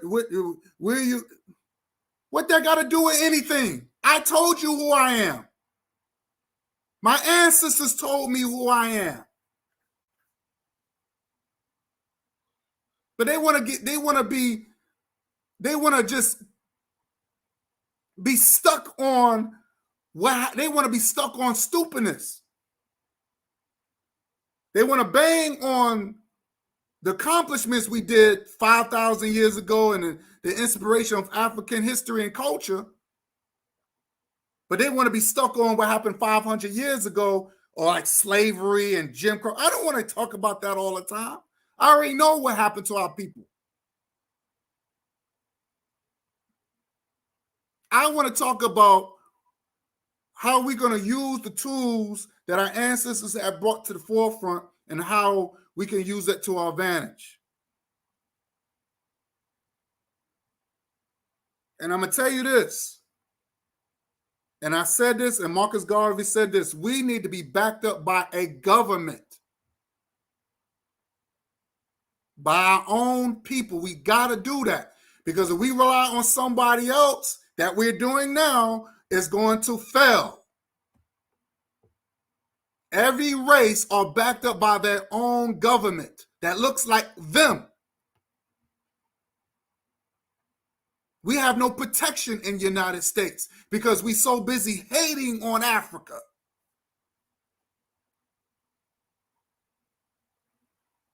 I don't hear Italians do that.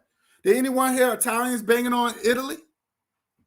I never heard Asians do that. Anybody heard any Asians banging on Asia? I never heard of Chinese banging on China. We the only race of people that we will bang on our own motherland. And then when you want to know why we haven't got nowhere,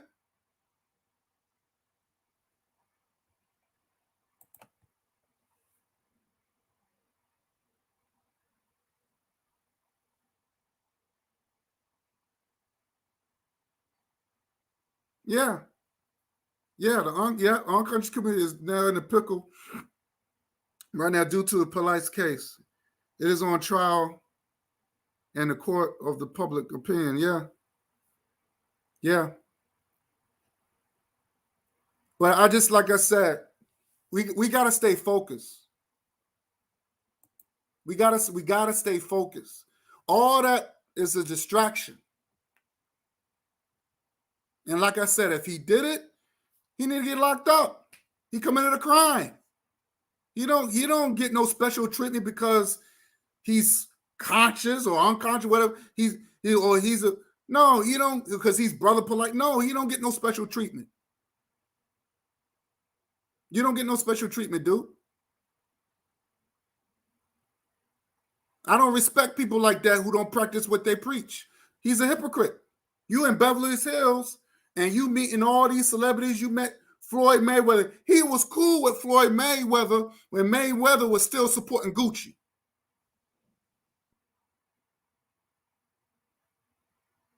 When Gucci did that racist stuff, making racist clothes, that Mistral stuff, black people with big red lips and all that, he would, and Mayweather still support Gucci. You hear Brother Polite, he was comfortable with that.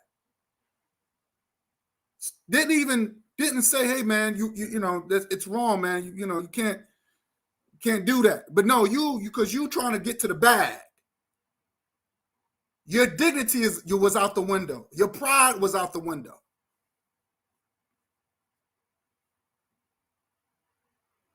He was so busy kissing butt instead of saying, being a man and say, hey brother, you wrong for that. You can't support that.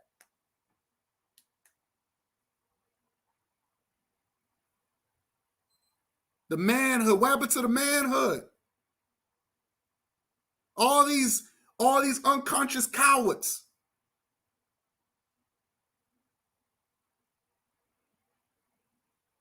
Got a lot of unconscious cowards out here.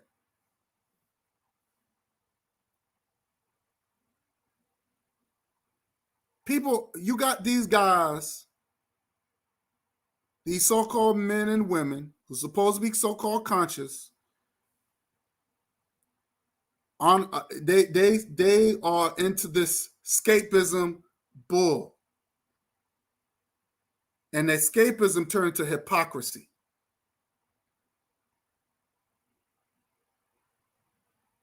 They rather sit there and talk about who we are as a people, who did what. They want to talk about what somebody else is not doing. Instead of doing their job and their purpose and getting with the right people and doing the right things, doing their part.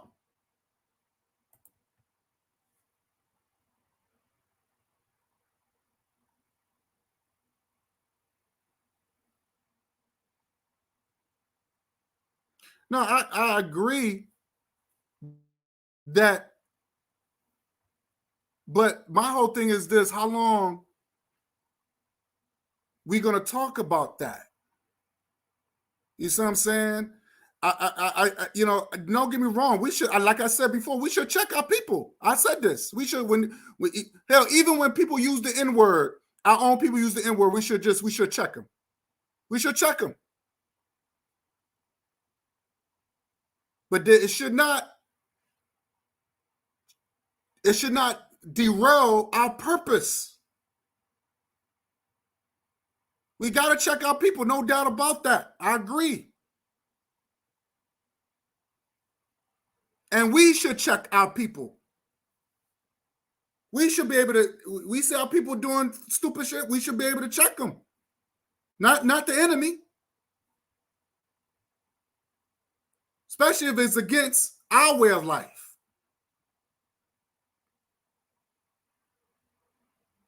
Because trust me, ain't no real man going to allow some grown dude to mess with their young daughter.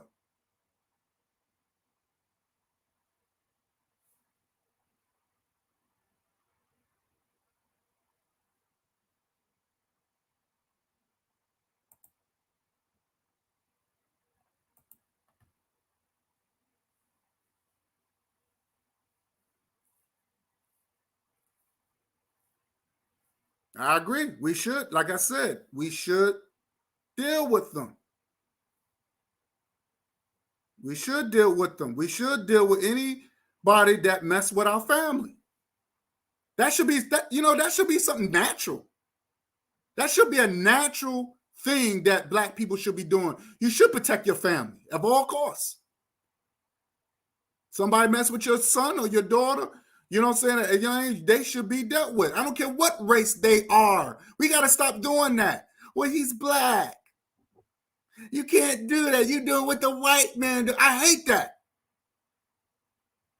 No, they get the same treatment because since they want to be like the enemy, they should get treated like the enemy. Plain and simple.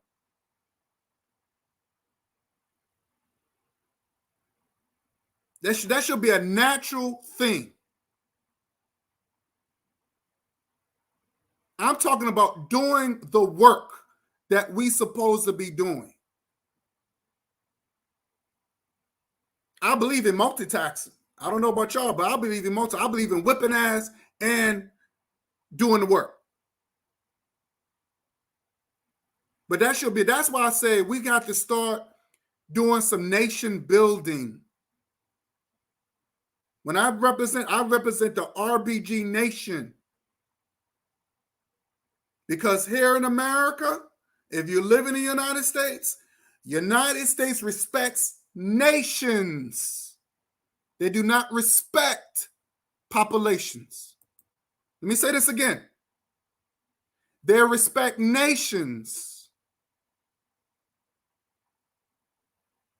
and not populations.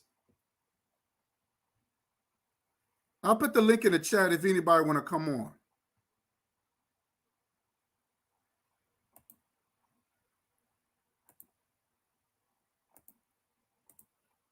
It's good to hear some.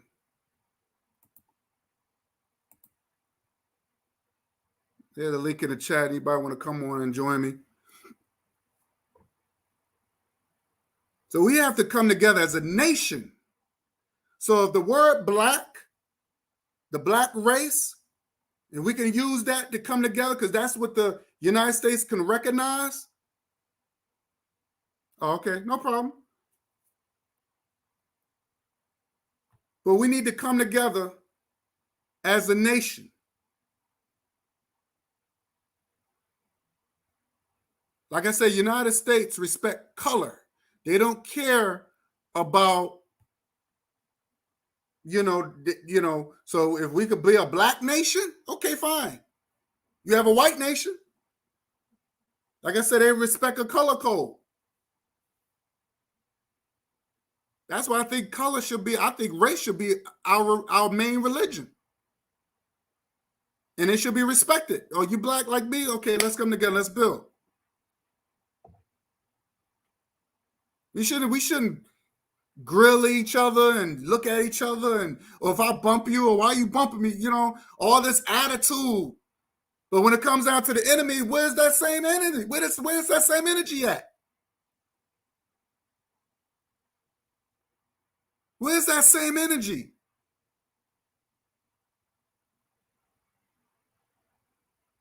Just like that bozo B1, he had no problem I was about to come over and he was gonna come travel all the way to see me to harm me. But when it came down to the angry Viking, he didn't do that. He bowed down to them. They should be respected. Hey, what's going on, sister? Peace, brother. Peace. Yes, sir. Let me mute you on my TV. But Okay. I just didn't want. I'm not coming in to rebut or. No, I'm just coming mind. in to bring. No, speak your mind. Yes, sir. I'm just bringing some reason. I'm just bringing some reasoning to this point. Whew. For so long, we keep saying that we need to come together. Ooh, oh. Okay, can you still hear me? Yes, I can. Okay, I'm sorry, sir. I had a little glitch. So long we've been saying we need to come together, and that is true. But we have to look at the source of where the divisiveness came in and how it affected every group out here that is, I believe, solely, primarily trying to help bring awareness to our people. I really believe that. And so where the divisiveness came in is when we began to start seeing battles amongst the groups, hatred starts stirring up amongst the groups, accusatory spirits start growing up amongst the groups, lying, cheating, and then competition. Mm-hmm. And all of that stuff, which was surrounded around New York, which was surrounded around Sinetta TV and Sinetta's Black News, that's when all the battles started. Now, you might not remember, but I do. There was no battles going on until they started those battles back when Saraseti was coming over there and battling with whoever he was on stage with. And then, wherefore I think it started off as an instrument to drop knowledge. It evolved into battles where brothers were at each other because of what they were standing on. Instead of us coming together like a house and building and putting the different building blocks, we start tearing down the building blocks. Because then it became, when Politeum got real strong, then it became, they tried to tear down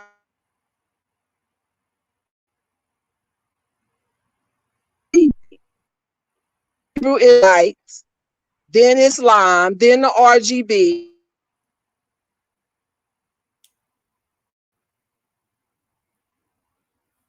You're breaking up. Situation over there with Polite and Sinetta and them, because it's not just them too. This is God. This is, you could say, our ancestors bringing justice, because I can remember It was not that bad into all of this competition. And we even have to go as far as the Breakfast Club is even concerned. All that negativity started coming out of New York and almost spreading across the globe almost.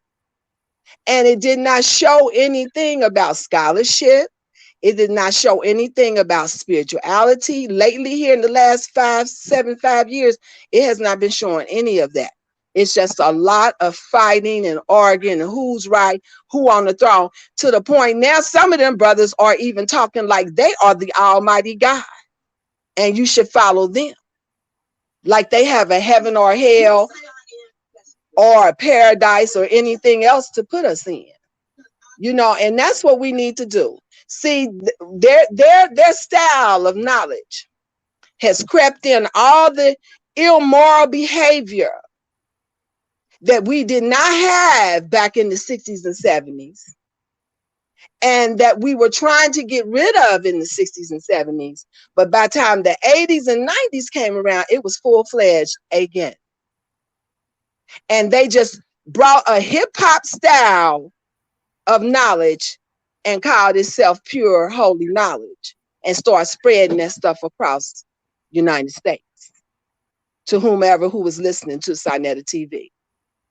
Now, I for one was not one. Yes, I knew about it. Every now and then when I would see certain subjects, I would tune in for a minute to see what I was hearing.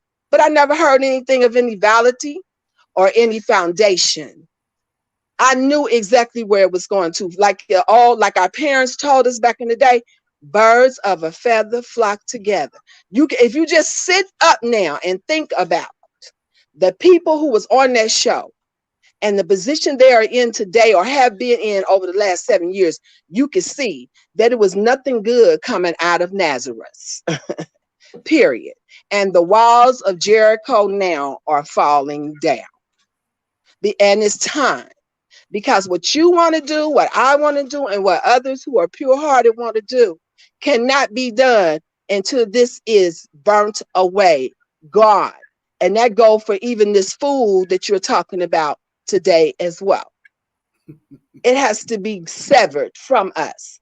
Then we can come together, whether it's from different directions or understanding, and sit down and have a talk about the things that we have in common. Our natural enemy and what we need to do for ourselves and how we are going to approach it. That's what needs to happen. Then from there, whether you RGB, Marcus Garvey, Noble Drew, Elijah Muhammad, Jesus Christ, ever, all that's going to be seen as we are building just what is the right thing to do. Because Mr. Muhammad taught us before he left one important thing, and that was long before there was any institutionalized religions or organizations, we were here and we had great civilizations and we had great high moral standards. And so therefore all this that's going on has nothing to do with my messenger. I am sorry, you're a fool, whoever you are, I don't even know you. But the Honorable Elijah Muhammad was a very moral man, and as he was described in the Bible as the unblemished lamb, that's exactly who he was. And I'm not getting ready to argue that point. I don't have to, but I will speak it and let it go. Because like I said, when we can get to a point where we can all sit down after we have weeded out the people that we see now that's all in the news and all of their effect, then we can sit down and discuss what we need to do to rebuild, as long as we love one another as being Black men and Black women. That's what we had in common in the 60s and 70s. It wasn't say it loud, I'm RGB, say it loud, I'm Nation of Islam, say it loud, I'm Marcus Garvey. It was say it loud, I'm Black and I'm proud. And that's what united us. That's what I said. I said the same thing. And that's why I called in, just to let you see, you weren't there though. I was. My mother was there. I marched with Martin Luther King's brother when he came and went around and continued his brother's work after he got killed. I was a young girl, but I did. That's right. I was involved in my community because that's what I was taught in the Nation of Islam as a woman, to love my people and be involved. And I've been involved in a lot of things. AARP, the All Revolutionary Party. I've been involved in a New Black Panther Party with my brother, Dr. Khalid, who a lot of people talk about, but never knew him. I did personally, strongly friends. That was my brother. So, you know, it's a lot of layers to this.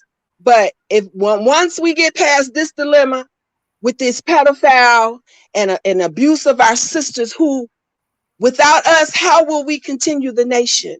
So the Black woman and the young sisters need to be well protected and guarded and have the right food so they can continue bringing better and a better grade of gods on this planet. You know what I'm saying? Goddesses on this planet. And so therefore we first got to circle our wagons and get to the point that we can get out all the immorality and the stupid stuff that we don't need, and let's move forward. And that's what I wanted to say. Thank you, brother. Anytime. And I totally agree. I think, but I want to say this though. Now, the battles wasn't really new, right? Because you had Malcolm and King, they was going at it. And they, well, I know Malcolm would throw shots of Dr. King's religion. And I don't know if you read the autobiography, but he talked bad about Christianity. He was saying Christianity don't allow the Black man to fight. Sir, but beloved, we cannot compare any of you all today with the likes of Malcolm X and Martin Luther King. And we know that. That was a different era too, and our people weren't divided as they are today. That was Martin Luther King was trying to deal with the Black people on the Christian because that's all they knew. But then Malcolm was bringing something new on the scene. And so therefore, that wasn't no battle. It was just a battle for what was going to be best for our people. That's all I'm saying.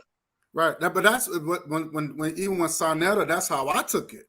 I took it when I used to go. We all did, but we see now was a farce. That's all. No. You're right. I'm not. Just hear me out, right? When I used to go to the lectures, not the lectures. I used to go to the debates because I want to learn what was best for Black people. What was best for Black people? Now I think it started out, and this is my opinion. I just started out as something that it was.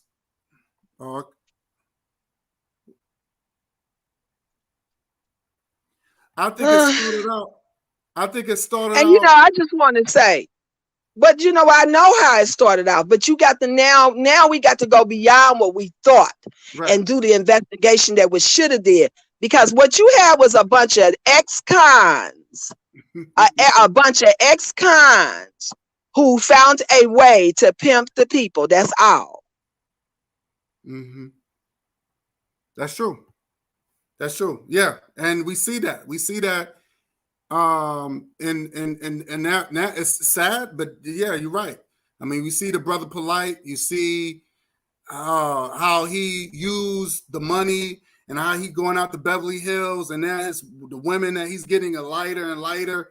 You know what I'm saying? So it is a slap in the face. Absolutely. It is a slap in the face. Absolutely. So may I say this? That even goes for that fool over there. As soon as he got released from the mental institution, he did the same thing. Start going around trying to pimp our people. You see, they all run. That's why I said birds of a feather flock together. They all had some type of institutionalized time behind bars somewhere. And they come out and don't know anything else to do and have any other resources. So they do that. They did what they have done in front of us because none of them had any real education, like you said. Mm-hmm. Mm-hmm. That's so true. Yeah. Yeah. And like I said, I think there's nothing wrong of seeking knowledge. A lot of people want to find out the truth, because we gotta understand, we gotta be real with it. A lot of the stuff that we was born into, a lot of stuff sir. that we was. But you know what, beloved? But beloved, I'm not faulting you and brothers and sisters out here that were seeking knowledge. No, I'm not faulting them. I am saying the blame with those who called y'all to come and listen because they were not a pure glass of wine. That's what I'm saying. Right. They gave y'all bad wine out of a bad wine bottle. If it had been pure wine, it would have been a beautiful thing. And its intent that you thought was a good thing, or all the rest of the youth that went up there in the last 10, 20 years. But what it turned out to be was wrong. But then we're not going to be hard on ourselves because this is the time we're living in. Right. And it's going to determine, and it's going to bring the distinction, the time that we're living in today. You agree? Yeah, I agree. Okay. So that's where we at. So you know what? It's just for those like yourself to just stand on their square and stand up for what they know is right and do what they have to do to make it clear what they're not going to accept in life, and then let the chips fall where they may. Because, you know, it might take a minute or it might happen instantly. But this is one thing I know, and I told that fool over there in St. Louis the last time I ever talked to him, which has been in February 2014, that his day was going to come. I said, you're dead. You just messed with the wrong sister, brother. Because I haven't done anything to you, but told you you're not my type, and I did not want to be with you any longer. Sexless marriage, do I look? You've seen me. Do I look like the type of woman that would be in a sexless marriage? No. So he's a liar. He lies on Noble just like he lied on me. I never. Now he's even madder. He's madder at me because he feel like I done took Noble from him. Oh well. Yeah.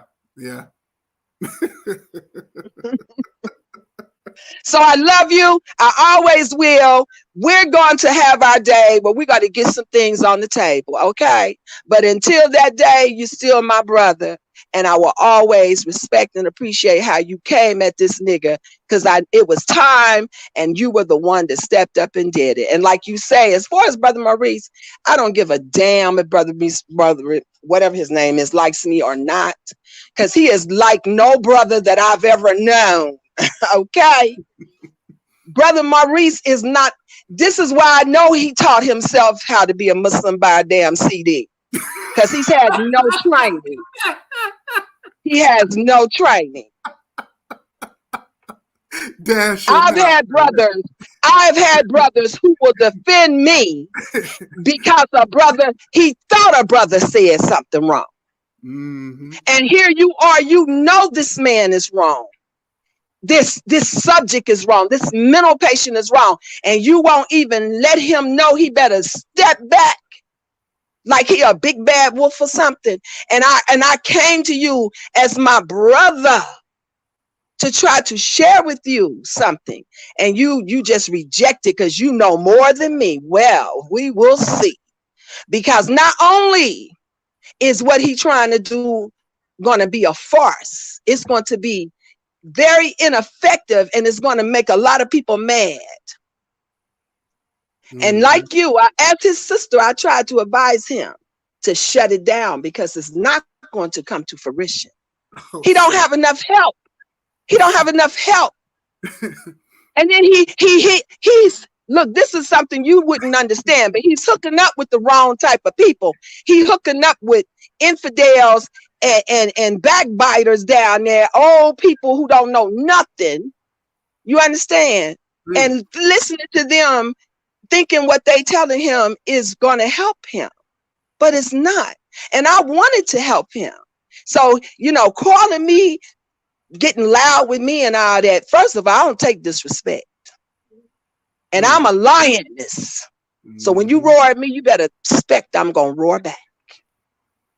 So, I don't even know what to say about that situation. You cannot train yourself to be a FOI, not a real one.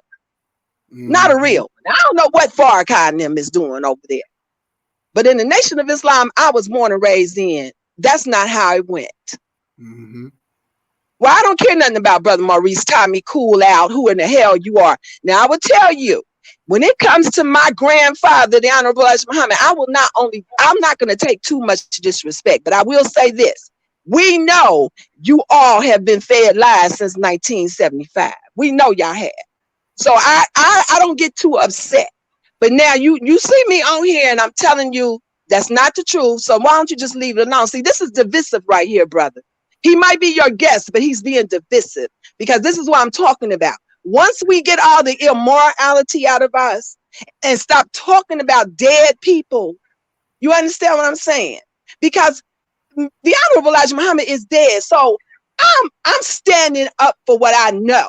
It ain't got nothing to do with whatever he did, if he did it. So why are you coming at me with it? We're talking about another thing on here, bro.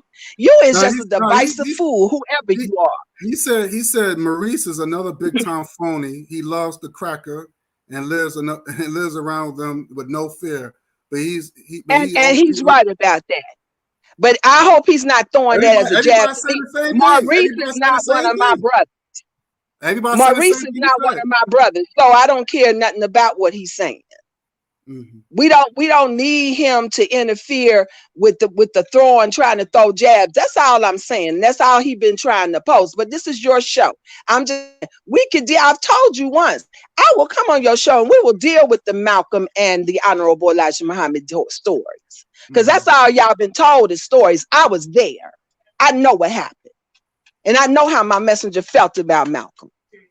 And I did a video on Sister Noble's page, but I can do the same thing on your page. So I don't care about what nobody's saying. I'm just saying, I want to bring love and peace and harmony. I'm not coming on here. I'm not cloud chasing because I could have been had a YouTube channel. Could have been had one. But I'm not interested in that. I just want my people to know the truth.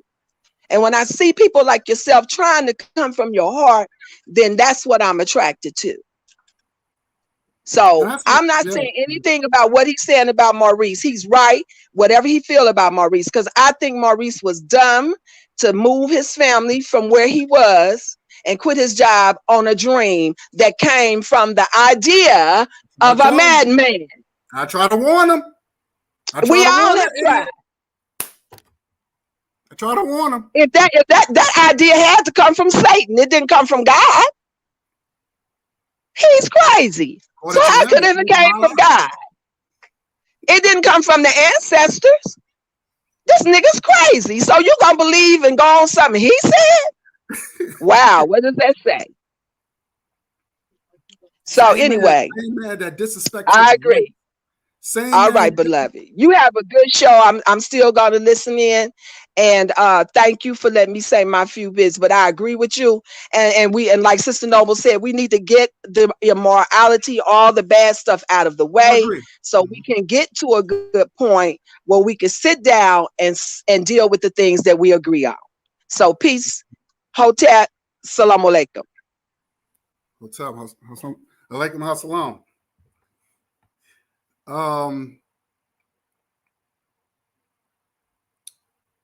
I want to say this.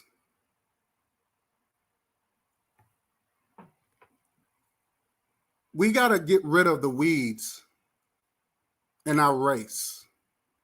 We got to get rid of the poison in our race. All this pseudoism, all this hypocrisy. We got to get rid of all of that. We got to get rid of all of that. And I don't want to be around people who have all this bitterness to their own people. You know, I'm tired of that.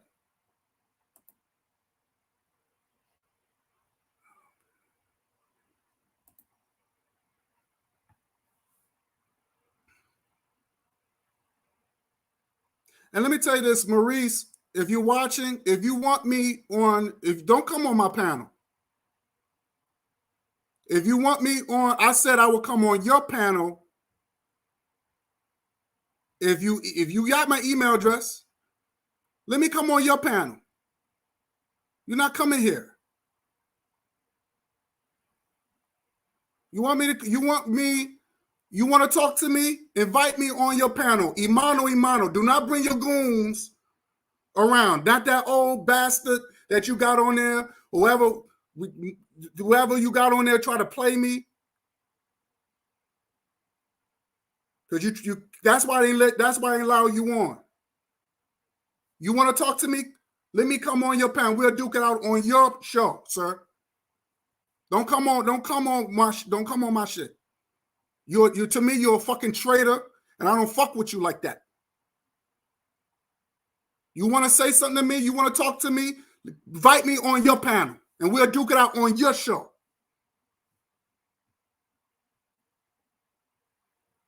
Okay? We'll do it that way. We'll set it up. I told you then. I said, let's set it up, and I'll come on your show. You and me.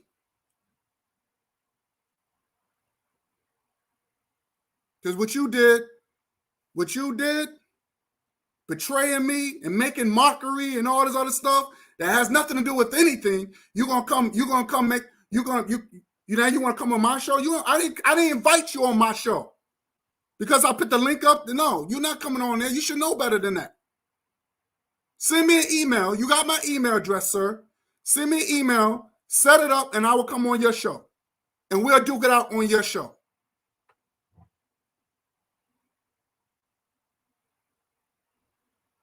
You're not coming on here. Get the fuck out of here.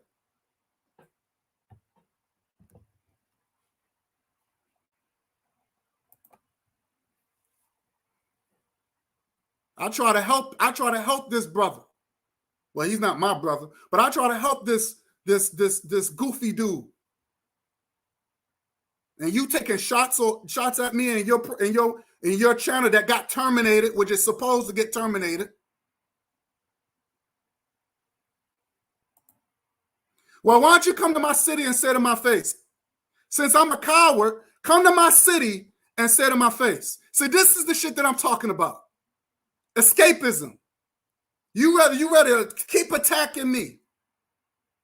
You didn't say that to that old bad that called your wife a whore. Did you say that to him? The Uncle Ruckus called your wife a whore.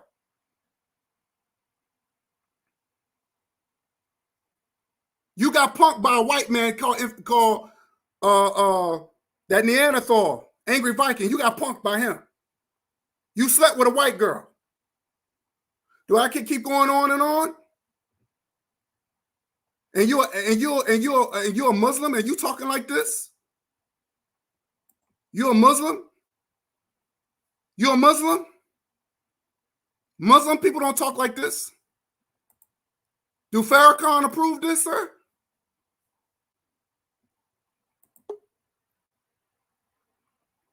Do Farrakhan approve this? You're not coming on my panel. You're not coming on my panel.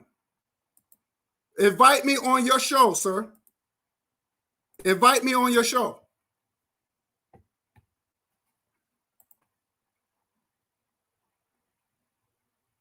No, you call me names.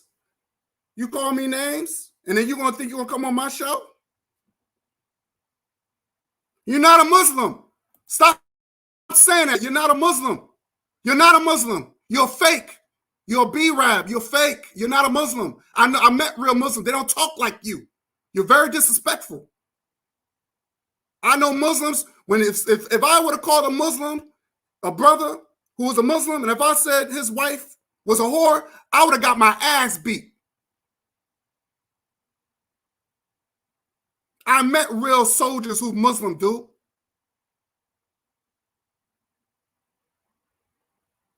When I saw you in Philly, you wasn't popping that shit. Now you see, you still. Now I want people to see he's still coming back on. Why you get off my dick? Get off my dick. You still riding on my shit. Get off my dick.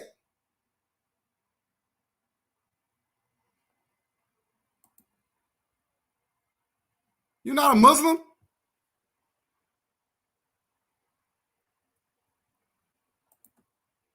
Now what? See, look, I want people to look. He said, fuck you, I will see you in your city. See? You see the threats? I want people to see this. You see the threats?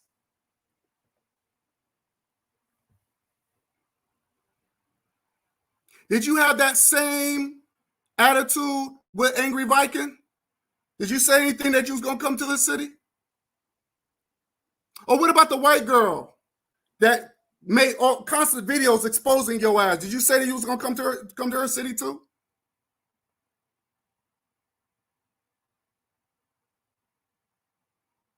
I see your mouth moving. You look like a fucking idiot right now, bozo. You look like an idiot. I can't hear you. I can't hear you. I can't hear you.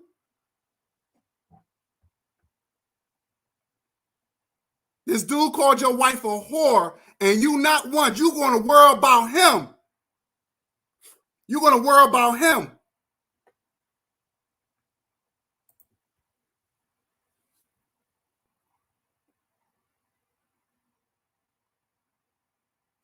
How come Maurice does not have the same energy for the enemy when he walks? Exactly.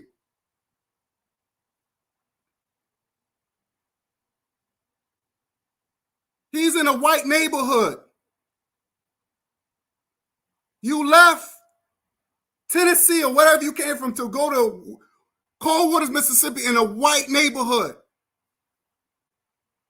There's no more talking with you, sir. I'm done.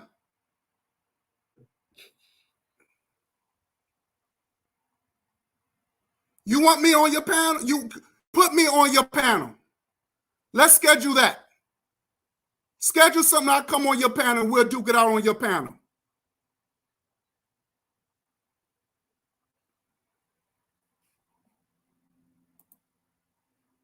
This guy ain't saying nothing. The fuck out of here. The fuck out of my panel, dude. Talk is cheap, homeboy. You bring all that heat towards me. You bring all that heat towards me.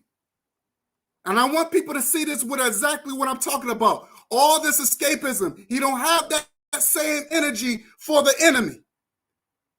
And he's walking up and down the block in the neighborhood.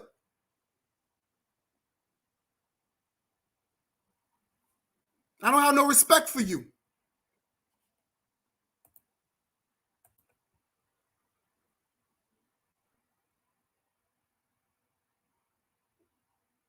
Now, I don't want that type of, no, I'll make his show popular. See, this is escapism. This is exactly what I'm talking about. Black people have heat for other black people, especially if they're trying to do the right thing. And you hear the sister saying, hey, Maurice wasn't there for me. And he's supposed to be a Muslim. So he claims. But even he told me that he's not a trained FOI. He looked at some DVDs and that he put himself, he changed his name to a Muhammad. That shit don't count. He never met Farrakhan.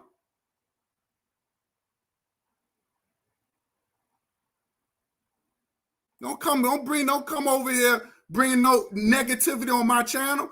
Now, if you want me to come on your channel, that'd be your show. I'll come on your channel.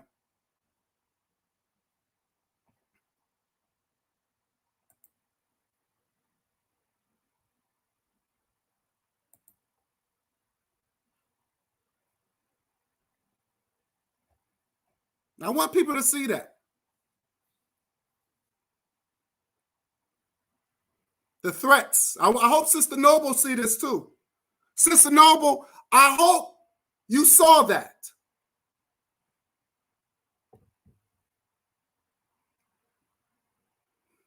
I hope the FBI and the CIA, I hope they saw that too.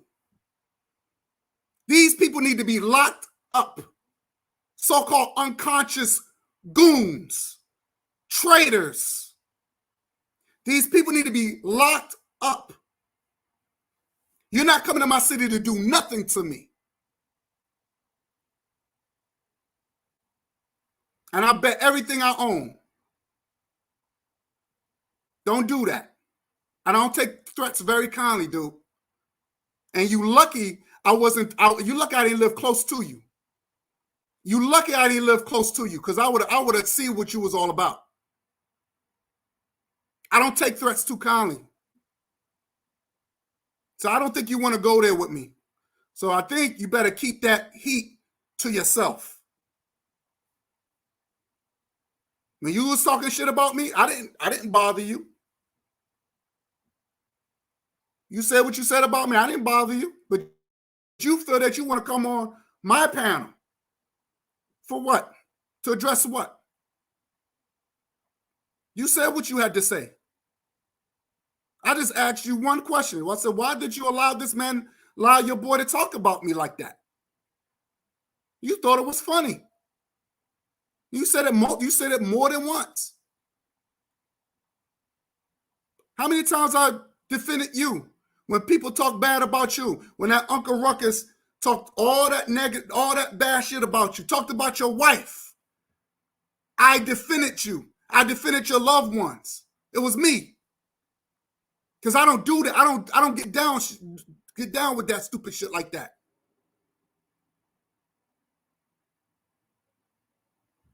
You're not going to do nothing to me.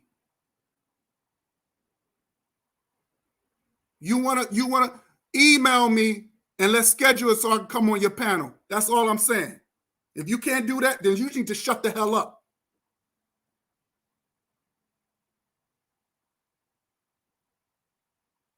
Looking like a straight bozo.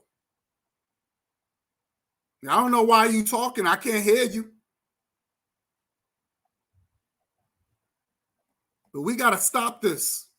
All the escapism. This is exactly, people want to argue about, oh, where we come from here and all this other stuff. And we got a problem. You got these people who say they're conscious, but they threaten another black man.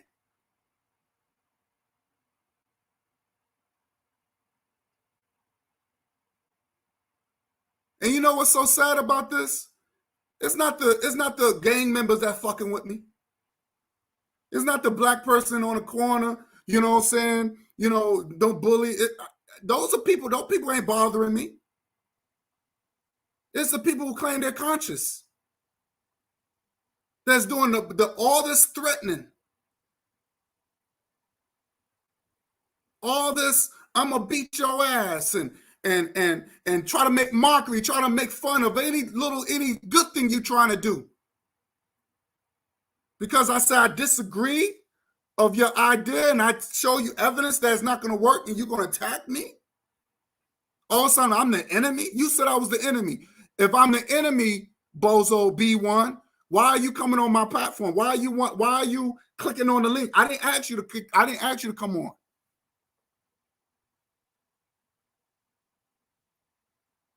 You don't scare me. Because if you had that smoke, you should have had that smoke when I saw you in Philly. You didn't have no security either. Because the security that you had him passing out flyers. When you could have told your grown-ass son to do that shit. You had your so-called security passing out flyers when you could have told your grown-ass son to do that shit. You didn't have no security. I was your security, sir. You remember that. I protected you. Uncle Ruckus was not there. I was. I had your back. Because you know I'm the real deal. You know I'm the real G. So you think you're going to do something to me? I'm welcome to it.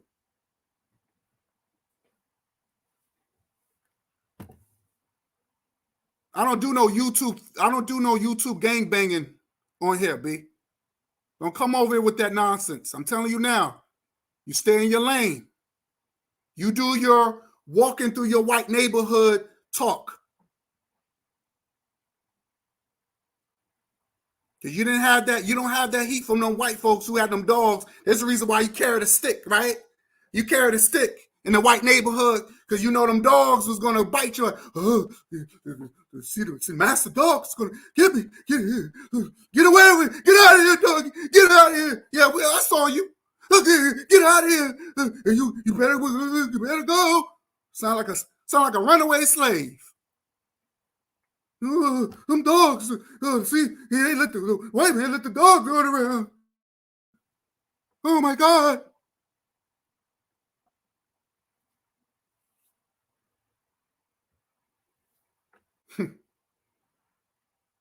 You put yourself in that situation. Why are you complaining?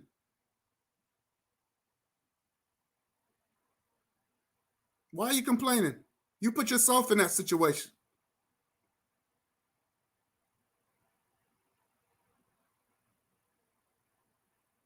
So I agree with Sister Aaliyah. We have to cut out the weeds when it comes down to our people. We have to do that.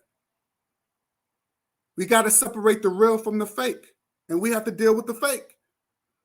All these imposters. Well, I'm a Muslim because you watched a couple of Farrakhan DVDs and you made yourself a Muslim. And I asked you, I said, Muslims supposed to get trained. You're supposed to get trained. You can't even talk the way you talking. Khalid Muhammad, as ruthless he was, he didn't talk like that. He didn't use the N-word. He didn't use foul language. Malcolm X was ruthless. Didn't use foul language and using the N-word and he didn't do that. So don't you ever compare yourself to Khalid and Malcolm ever again. I don't want to hear that. Don't you ever do that. Because you're a clown and I have no respect for you. Somebody talk against black women and you having this affair with a white woman, calling her beautiful and queen, you're going to disrespect Sister Erica? I have no respect for you. Anybody disagree with you, you're going to make a negative video about them, like you did Brother Bakari. Yeah, I'm going to talk about you, punk. I don't bother you. But if you want me to come on your panel, set it up and I will come on. Plain and simple. But we got to stop all this bickering. Oh, we from here, we ADOS and all this other, we F.B.A. All this division, all this clown division. Black people just making up stuff. Well, I'm an F.B.A. I don't know what that means. Or I'm an ADOS. I don't know what that means. What is that? Well, I'm a descendant of slave. I'm a descendant of a slavery. So you're a descendant of a slave institution. I got you.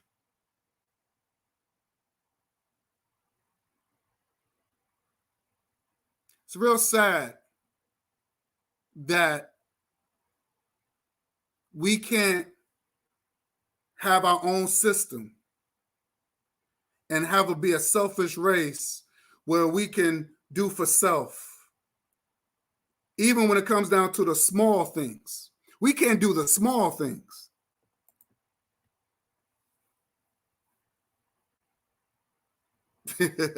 We are African people. Our ancestors said that we are. I'm not going to listen to somebody who was born yesterday. We are African people. We come from land. We just need a government from the motherland to have our back. We could live anywhere we want. And it's okay. If you want to live in the United States, it's okay. But at least have a government to back you up. United States is not going to back you up. Let me say this again. I want to all black folks who's watching, who may be watching in the future, United States do not have your back. They never did. The 100 years of lynching, did America have your back? No. All these police shootings, did America have your back? No. You're not going to create a safe haven. There will never be a safe haven in the United States if you don't have a government to back you up.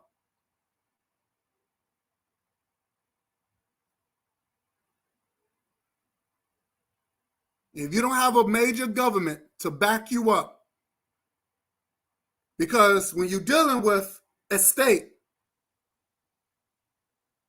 you're dealing with a population. It's not a nation. It's not a nation. You're dealing with a population. And in the United States do not recognize populations. So when they said, what is the number of the population in these states, they will tell you the number of population. United States do not recognize population. They recognize only nations. The F.B.A. flag is not a nation flag. The ADOS, or whatever that is, if they have a flag, it's not a nation flag. It's a population flag. We don't want population flags.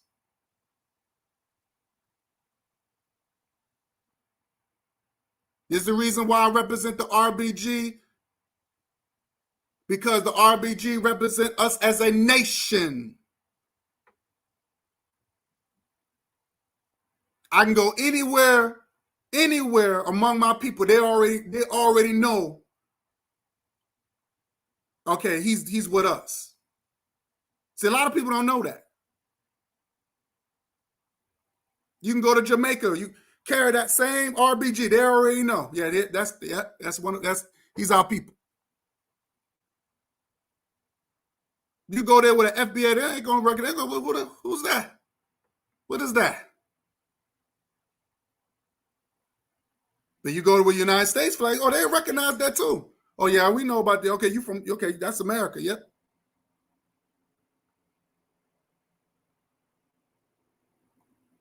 So we gotta be smart. We gotta stop being preachers and start being teachers.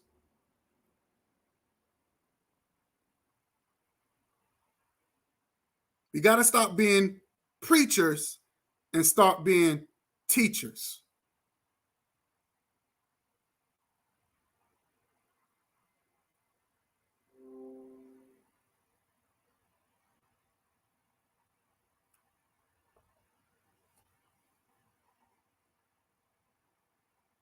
Now, I'm going to be honest with you. People that know me personally, they know what I do. Brother Bakari knows what I do.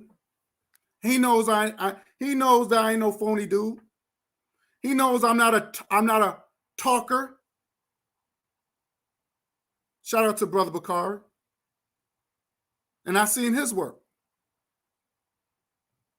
Matter of fact, let me pull up something.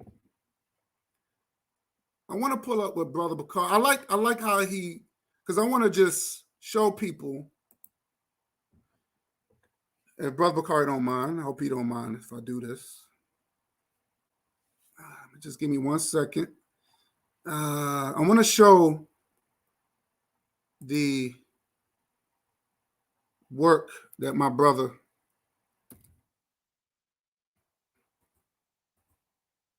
Because I like this. I really do. I really do. Okay, here we go. Let me show this. I like this. I really like this. Shout out to Brother Bakari. I really like this. This is what I'm talking about.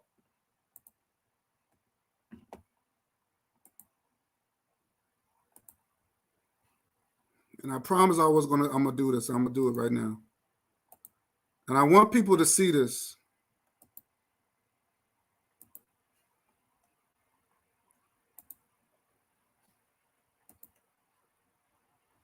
All right, let me see. You ain't got to say your name and nothing, but do you think did your kids just receive any books from me? Yes, they did. I just received 2 books from my little boy and my little girl. That's good, man. I hope they enjoy these books, man. They will. They love books. All right, bro. Get some more. One love, bro. Yeah, no problem, man. Keep my number. His bookstore, Bakari, and his bookstore. Yeah. You know, I ain't got the bookstore. I go somewhere else, but you know, this is something I do. I go to the bookstore and get the books. Yep, where your little baby girl at? She's right here in the back. Yeah, this is where I just go because I want our kids to grow up and be better than what we are. Now look at that. Look at that. That's what we do. That's what I put my money on. That's what I put my money on. Helping our babies. We so busy doing all these other stupid foolishness. Mr. B1, where's your work? Mr. B1, you ain't ran for mayor yet? Did you say you was going to run for mayor of Mississippi? Where's your work at? Where's your work at, Mr. B1? Initiative?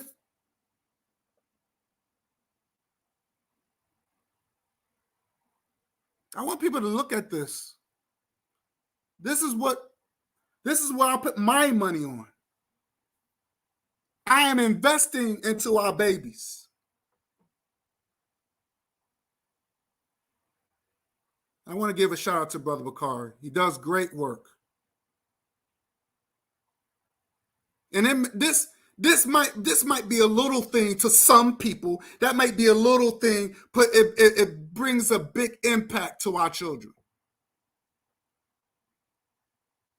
Teach our babies to have self-love. So when they do the doll test again, they don't have to pick out the white doll.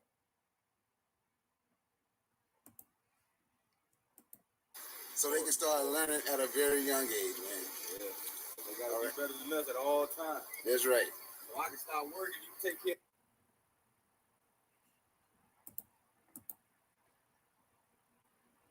And I was a young brother too. You see how happy he was? A 19-year-old woman charged in the murder of a man who was... I'm sorry about that.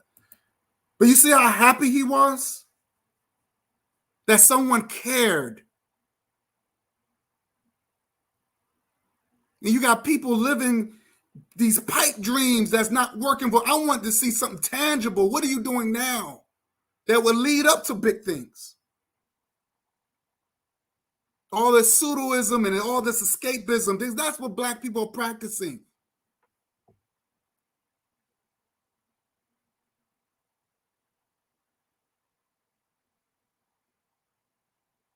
And that's just one of the videos.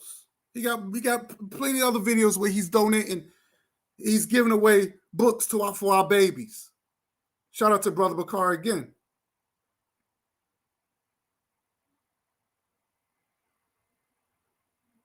Because if you see my brother doing great work, why don't you share that? You got people, well, you know, Brother Bakari, you do great work, but you haven't shared it. You never shared his work. You never shared his work.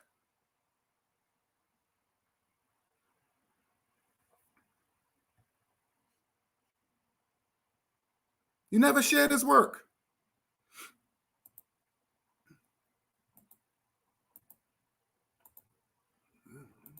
I want to put up something else.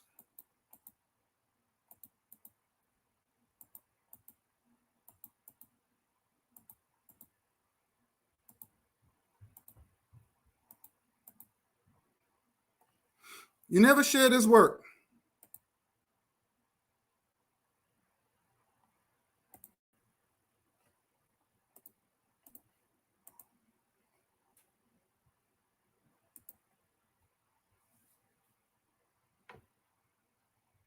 That's one of Brother Bakari's t-shirts.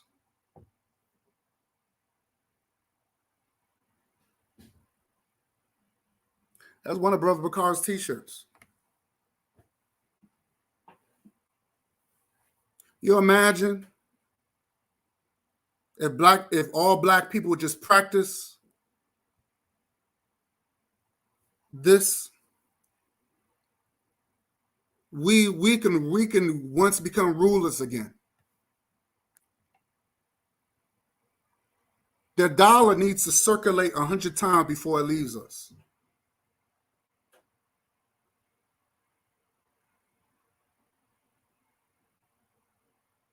Now, this is where I stand by. Black love plus black dollars equal black power. We need to stand by that. We need to practice that.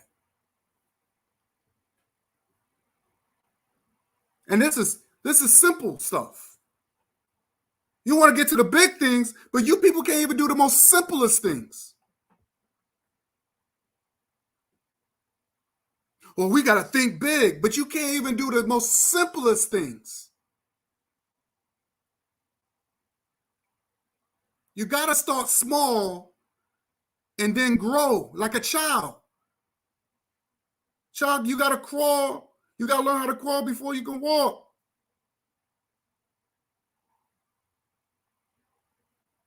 That's a part of nature. All this pseudoism. Well, brother, we're not really African people. Or, the white man called the continent Africa. What? Well, for Afrikaners, well, that's not true. So they try to make it seem black people are too silly or too stupid that can't even name their own continent, name their own land. And then every time you say, well, that's not true, and you show them the evidence, they still want to give credit back to the enemy. It's like when I did with the Moors. That one guy named Sheldon, he's out there, showing all these books created by the enemy. Well, look, they're giving us credit. They're showing us how great we are. I said, man, I don't need no enemies showing. I know I'm great. I was born great. I'm great by blood. I don't need no enemy to tell me how great. Y'all need that. Y'all need that verification. I don't. And if y'all so great, then why the white man still ruling? So these are questions they cannot answer. Well, you do from the white man, and the white man created this, and you got your back. White folks have not created a damn thing. You said all these inventions that black people created, but you want to give all these credit to white folks.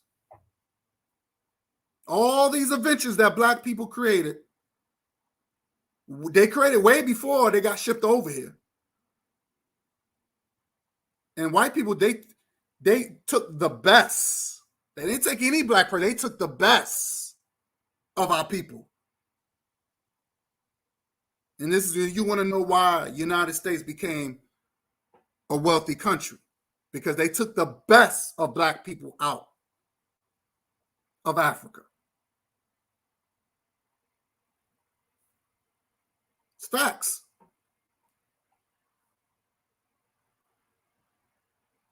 So, it's been 3 hours in. And I'm just going to end this live stream. But I want to say thank those that watched this program. And I just had to speak my mind today. We got to stop with this. We got to stop with this escapism. We got to stop. We got to stop the escapism.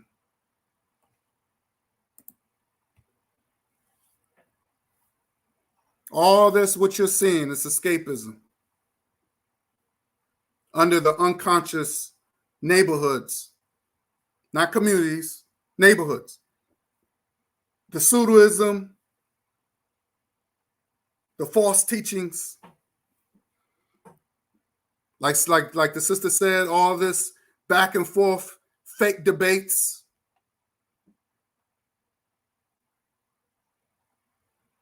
It's escapism.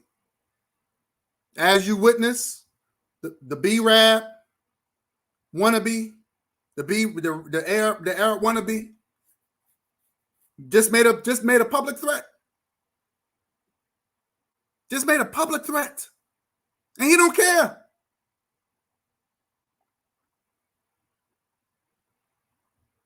But somebody disrespect your loved one, you didn't do that to him. Somebody disrespect your loved one, and you did not do that to him.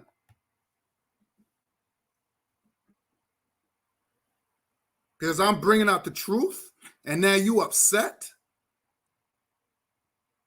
You in a white neighborhood, sir, because you are escaping something.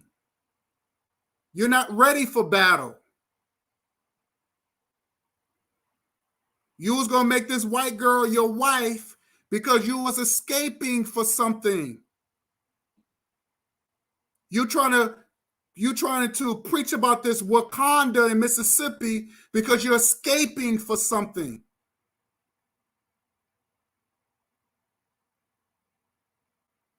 No wonder you hate that movie so bad, because you thought it was something. You thought it was some I don't know. You thought it was some revolutionary movie or something, but you don't know anything about comic books.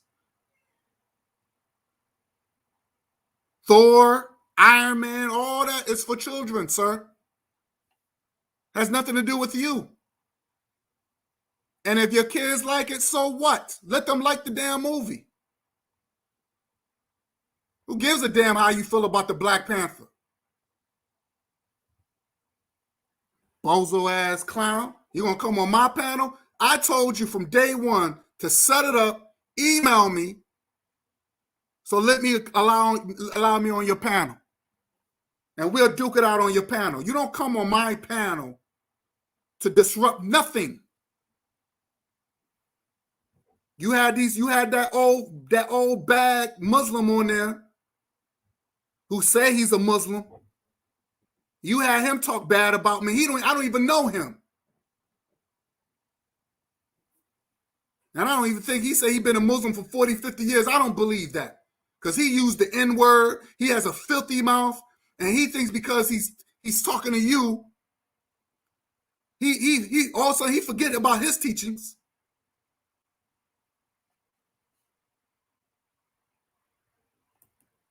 You're a flip-flopper, sir. You and that pedophile greaseball is another, that Uncle Ruckus, y'all are sick people. And you use religion for your own personal gain. This is the reason why I talked about the Freemasonry thing. Because Freemasonry uses these religions as a cult. This is the reason why you say we as B1, we as this and us. No. It's a cult. That's Freemasonry. That's Freemasonry talk. The skulls and bones and all that. That's why I tell people, study that shit. Learn that. Because they use those books as a tool to say, no, see, they got those books on the table when you go to these Freemasonry events. And I showed that. These people are not for our people. These people are not for us. They're afraid of battle. They're afraid of real revolution. They can't even do the little things. He had that yellow banana. He had that banana dude come at me, and he's part of the B1. You got a banana that's part of your B1. And you had him attack me. I have no respect for people like that. See, people like that, there's a code that we follow. Every race has a code that they follow. Black people have no code. They say we need to stay on code. So what's the code? I already know the code is. I already know the code is. Well, we need to stay on code. So what's the code to you? Bashing your own people? Making mockery? Saying that you love sisters, but then you bashing sisters?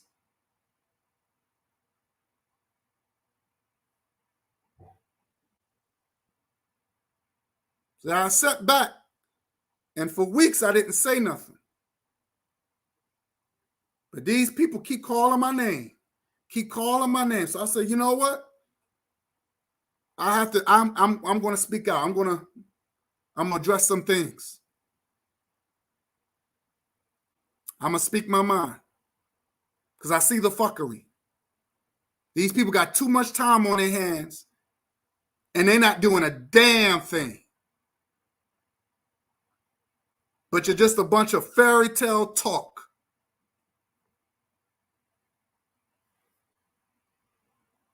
Just a bunch of fairy tale talk. And I don't care what people say. They can say, "Oh, I'm not doing nothing," and you call me this, and you call me all the names you want. It's not going to change nothing. You're not going to change me. I know what I'm doing.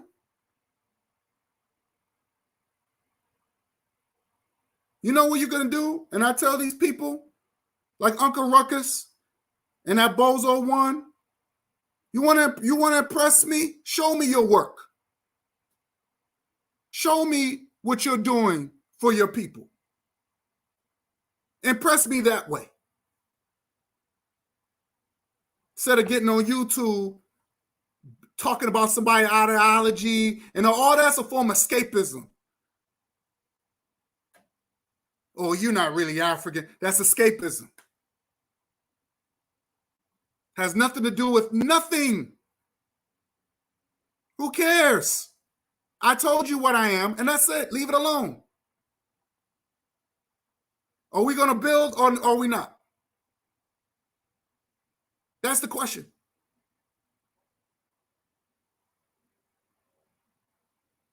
That's the question.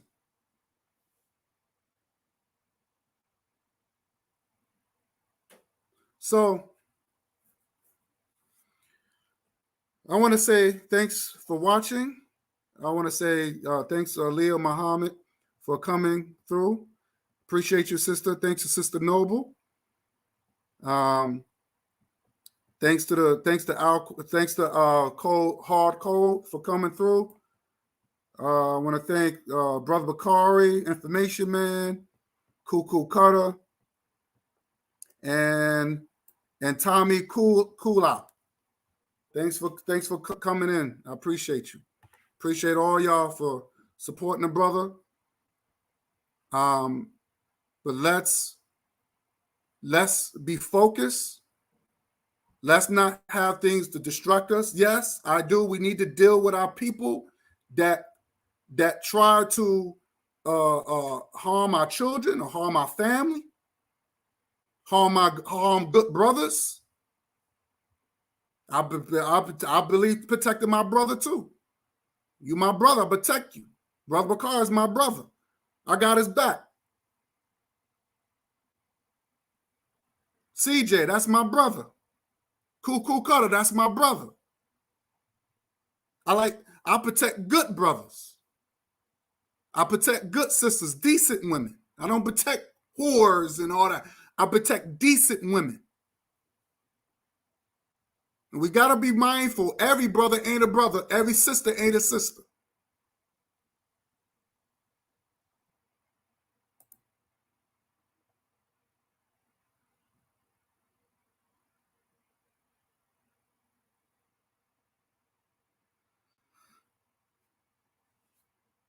You're welcome, sister. But I want people to be mindful of this. Every brother ain't a brother. And as you can see, this B1 threatened me on YouTube. Ooh, I'm so scared. And he don't even know me. Dude, you don't know me. You met me one time. You met me one time.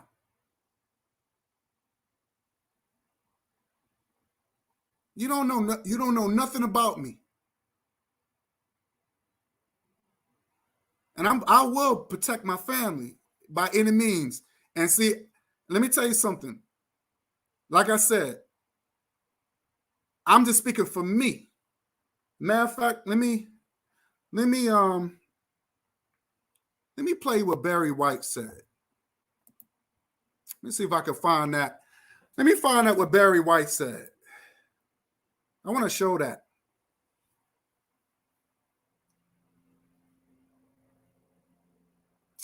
Let me see if I can find that.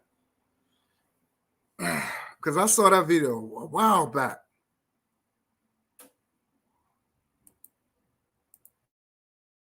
Let's see Barry White. Let me see.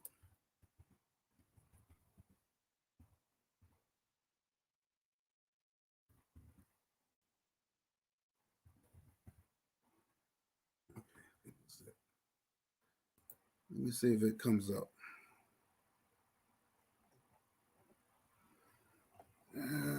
He did say that. Let me see if he can.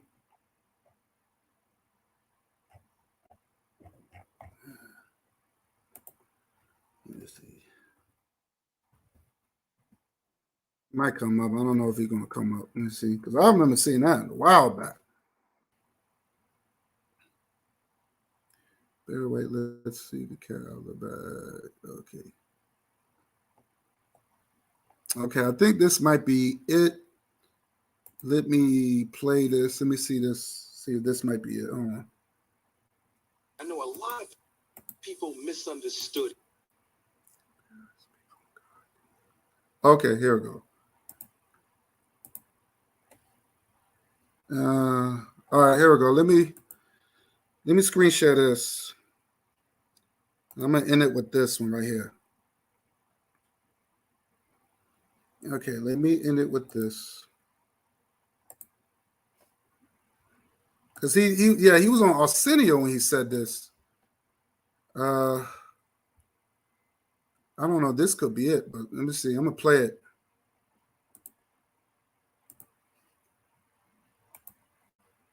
A lot of people misunderstood it, so I want you to be able to say it. I think it was Details Magazine. You talked about, you used the word God. Something to the effect you were. I made up my mind to make a change in my life when I was 16 years old. We are all gods on this planet, every man and every woman. We create life. We can take life. We control what goes into the sea, whether the fish can live or not. We decide if the trees can grow tall. We decide if the children will eat. We are very powerful beings on the planet Earth. And when I said a self-made God, I meant just what I said. Barry White changed his life. So you're right. Yeah. And people criticized the... So that's what he said. He made a lot of sense. So when I say black folks as a race of people, we control our own destiny. We can control our own destiny. All the escapism and, you talk pro-black but living pro-white, giving white people credit. That's all that escapism. I don't get into escapism. I don't get into no pseudoscience garbage.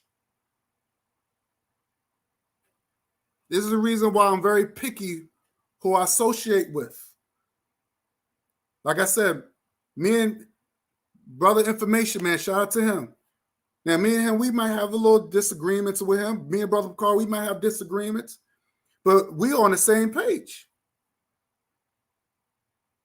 Aaliyah Muhammad, sister, me and her, we might have disagreements, but hey, she knows I got her back. Sister Noble, we might have our disagreements, but she knows I have her back because I'm looking at race first. Let me put that in there. Race first.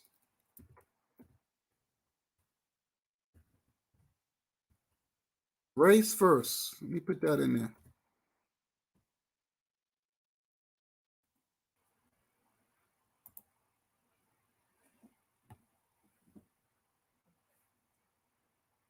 We got to be race first. All the other stuff, your ideology or your religion, you got to put that in the back burner. You got to put that in the back burner. Your race comes first. And I'm not saying neglect whatever you learn. If you don't eat pork, don't eat pork. If your religion say don't eat pork, don't eat pork. I'm just saying. I won't ever tell you what you can't do if it's helping you and helping you to be a better person. I will not change that. If Christianity make you a better person, I'm not going to change that. If Islam make you a better person, I'm not going to change that.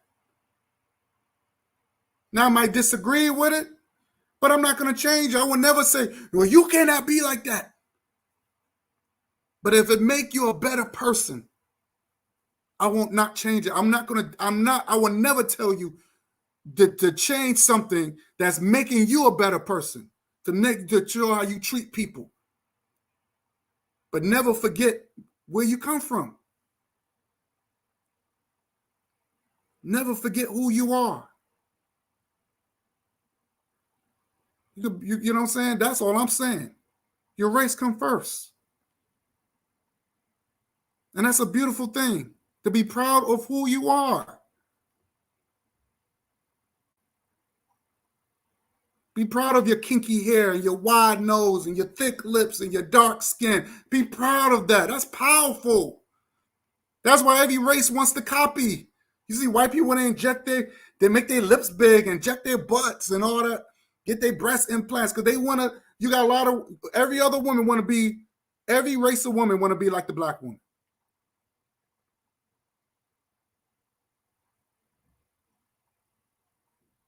Every race of men want to be like the black man. That's the reason they wanted to copy our style. It's facts. It's facts. To be proud of who you are. Don't give the enemy any type of credit. Stop doing that. That's a form of escapism. They don't need your credit. They don't need you to live with them, to marry them. So we got to practice what we preach. And we got to stick by those who are consistent and that love their people, and they would do anything to protect good people. There's one thing you don't want somebody that's coming from out of nowhere to destroy the minds of children. Like that Lil Nas X. He's destroying a lot of mind children. And it makes me wonder how many children that's watching this dude.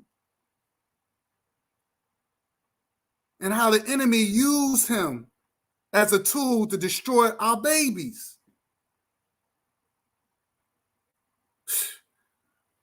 We got a fight on our hands. All this other nonsense is pointless. And I tell people, either you're with me or you're against me. And if you're against me, you better stay over there. Don't come near me. Don't come making no threats. None of that. Not with all that. You're gonna have a battle in your hands. I guarantee you that. I'm not, I don't know who you think I am.